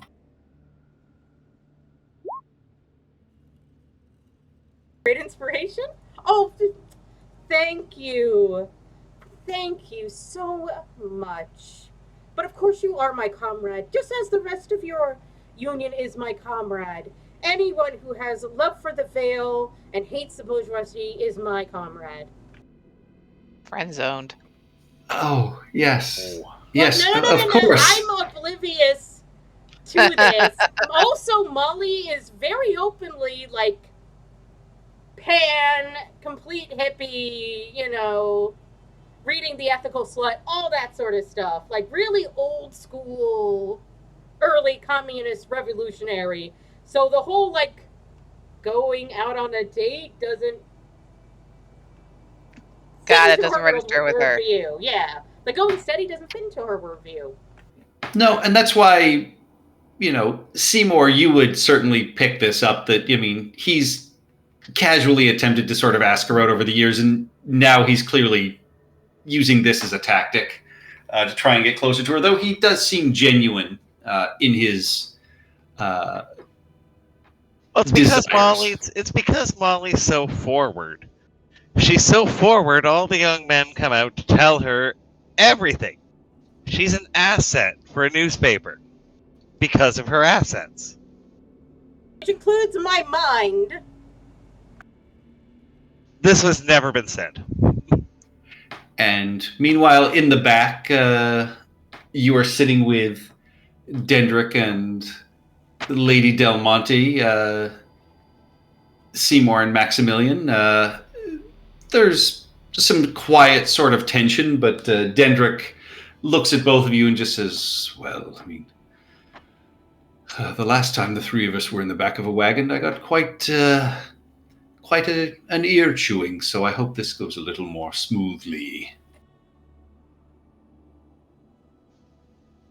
Yeah, of course. Looking forward to Father? a quiet evening. It's pleasant to see you this evening. I am thrilled to see you again. You have been through some great dangers and come through admirably, if your tall tales in your paper are to be believed. I've always told the truth, even when it upset you, Father. You know that. Indeed. How's the wagon?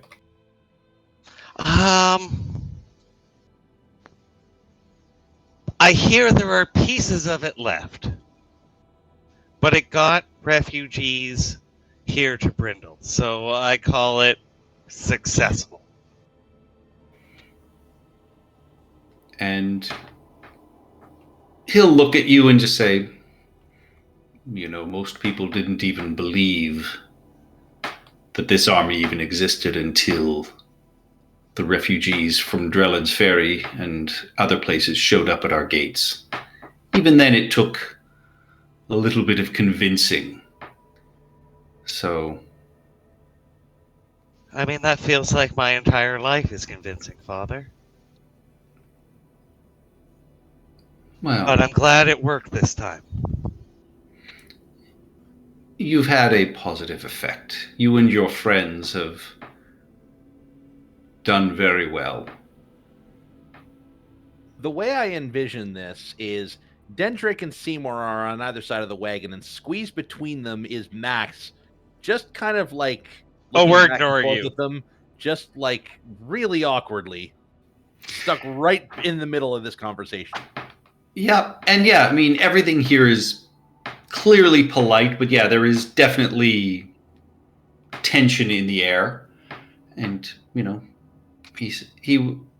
will tell you, I've given our home up for some of the militia folk. Really, they're farmers with rakes. It's a little scary. So I've been staying in one of Lady Verassa's suites.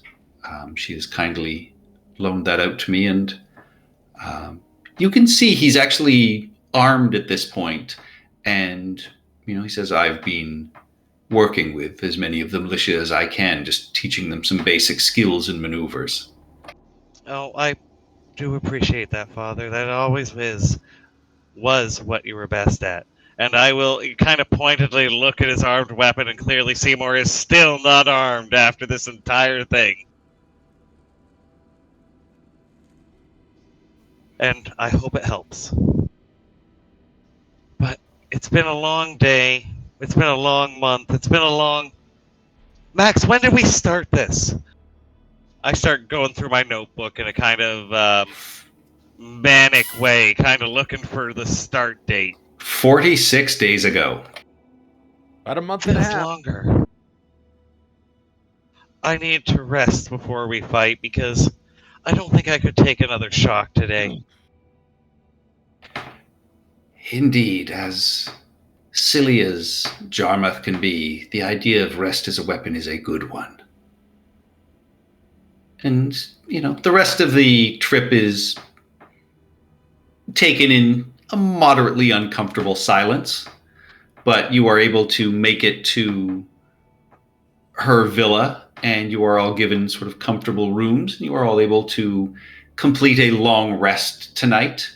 There are, the obvious sounds and smells, and, there is this general unease and disquiet across the city, knowing that the Red Hand is out there very nearby in their encampments. Do I happen to notice which rooms Lady Sunkissed, or Lord Sunkissed and Lady Del Monte go into? Do they go into the same room as I'm going into mine? They do not. She has her own sort of separate wing. He's been given a suite on the far side of the building. Right. You can give me an insight check as you are in the cart, though. Yeah, because I am not still... Seymour wouldn't really, unless there's like a flash of insight.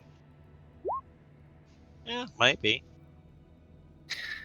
You notice, Why is his hand a long on her knee? glance. No, nothing that overt in front of, sort of other people, but you notice a long look as they part and say goodnight and wish each other well. Can I look at Max while they're doing that? If Sure. I've got a piqued interest? There's a strong resemblance between Max and Lady Cal Del Monte. And not a little of your father's arrogance. Yeah, But no, always I able to be noticed backed up with skill.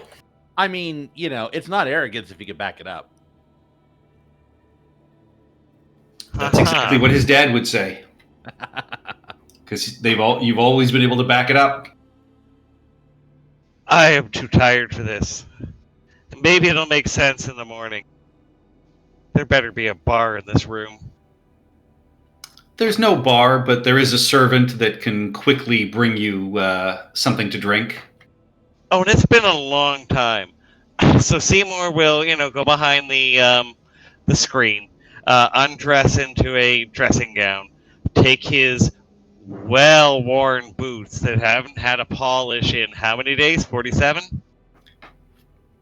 46. Yeah. 46 days. Set them outside the door. Oh, it just clicked midnight. 47 days. Along with his clothes to be laundered. Do you want these not his burned, jacket. sir? I mean, can you find a replacement at this time? It's really short notice. If you can do your best, even just soak it in bleach. I can deal with it tomorrow. I just need something clean. Please.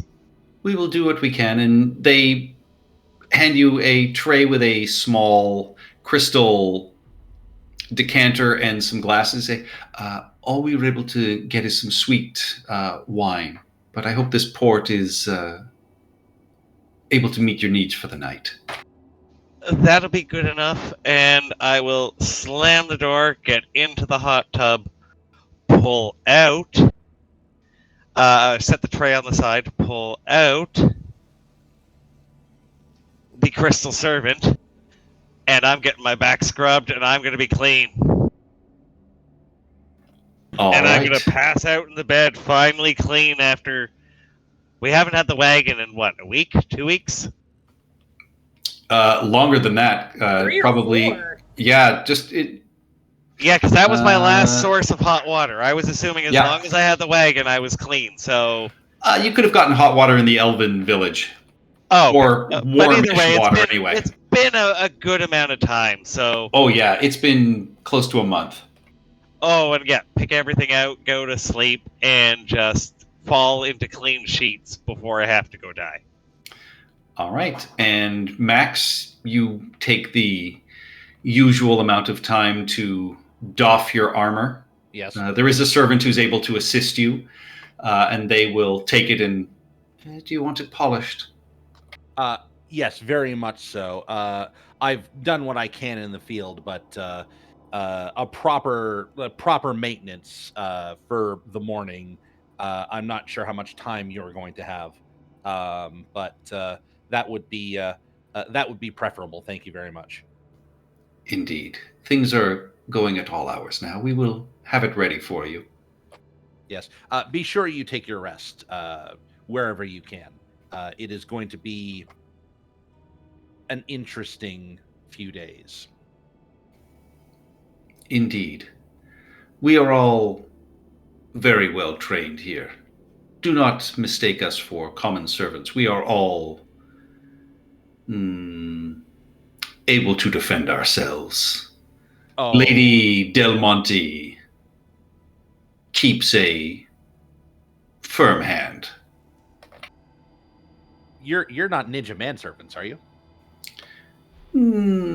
Not ninja manservants, but we are all former military of one sort or another. I'm glad to hear that. Before I retire for the night, I have to ask. This is a silly question. Has Lady Del Monte been asking any pointed questions about either myself or the younger Mr. Sunkist in the last few days? Not that I would be aware of. You can roll me an insight check on that. Yeah. That's just a silly thought that entered my head very hard, as it turns out. Wow. Yeah. You recognize he'd never tell you unless, tortured. I'm considering it. Yeah. Well, at least I know they're well trained. Absolutely. Looking this person up and down, you can actually see they are, in shape, very well, sort of attenuated. Their clothes are all, worn in such a way as there's no loose folds or anything to grab. They look like they are skilled. And So whether or not, So basically, they're just missing a set of armor and a weapon. Yes. All right. Excellent. I'll see you in the morning, and perhaps I'll see you on the field of battle. Perhaps. I look forward to it. All right. As I retire, I kind of just sort of let my scales down, and I'm mulling things over in my head, and before I go to bed, I sort of look out the window up at the sky, and I say a quick prayer to Torm. It's been a long month. I've been injured. I've nearly been killed. I have had to bargain with the anathema of everything that is good and holy. And I have felt the most powerful fear and uncertainty. And oh Lord Torm, if I may never feel that fear again. And then I'll go to bed. And in the morning, I never will. Because I'm immune to fear now. Yep. Ha! That was beautiful. I thought you were gonna say, God, please, Torm, don't let me be related to these people. Yeah. That was part of the uncertainty. And so, with that, we will all end with you in your beds for the night and getting a long rest before the start of a new day tomorrow. Oh, clean sheets! Clean sheets! Oh, clean sheet. That just Yes. echoes through the one wing where Seymour is as he goes into bed. It just echoes through the whole house. Clean sheets! I mean, the bath was very nice. P.S. Lord Torm, please let me not be related to these people. So Molly's in her bourgeoisie bathtub and thinking, some things are all right. No. I want bathtubs like this for all through our collective labor. Why should some have to suffer without these bathtubs? Chirp and Haboob slide into the same bathtub with you. Door, come on in. Does Renault want to come in too? He has retired to his own place where, he falls asleep dreaming of a long life with Molly by his side. Aww. Is he ever going to just come out and say, yo, let's bone? No, Probably because not. that sounds exhausting. We'll find out, fear of death and war bring out desperation in a lot of people. But yeah, we will end here tonight and pick up next week with the dawn in Brindle. That was Fantastic, Patrick. awesome. No, keep going. More. Should More I roll next my week. potions for the next day? Do it No, tomorrow. we'll do that. We'll do that next week. All right. Next week, yeah. And a long rest. Yes, long rest, level 10. Ah. Yeah. All right, with that, I will turn And up the everybody stream. think about, you'll have 1 day in Brindle. So we'll do a very brief bit of that next week. But yeah, Is it going to be a montage? basically, Yay! if there's anything specific you guys want to do, Shopping. there's no shopping to be had. All the shops are Nope. closed. No. So Chirrup and Haboob may still have some contacts with Montfortin in town, but Oh yeah, We'll that find was out. gonna be. yeah, I we'll kept- find out next time. Go shopping. I of can a use different sort. borrowed knowledge for knowledge skills, right? Yes. All right, so I might be turning into an engineering expert to shore us up for an hour. God damn it! Start writing down your plans. Yep. Yeah. Why the hell did I write this? That makes no sense. Oh well, I'll do this anyways. All right, with that, it will shut off the stream. Thank you, Kane Phoenix, for watching, and everyone else. Bye-bye. Ciao.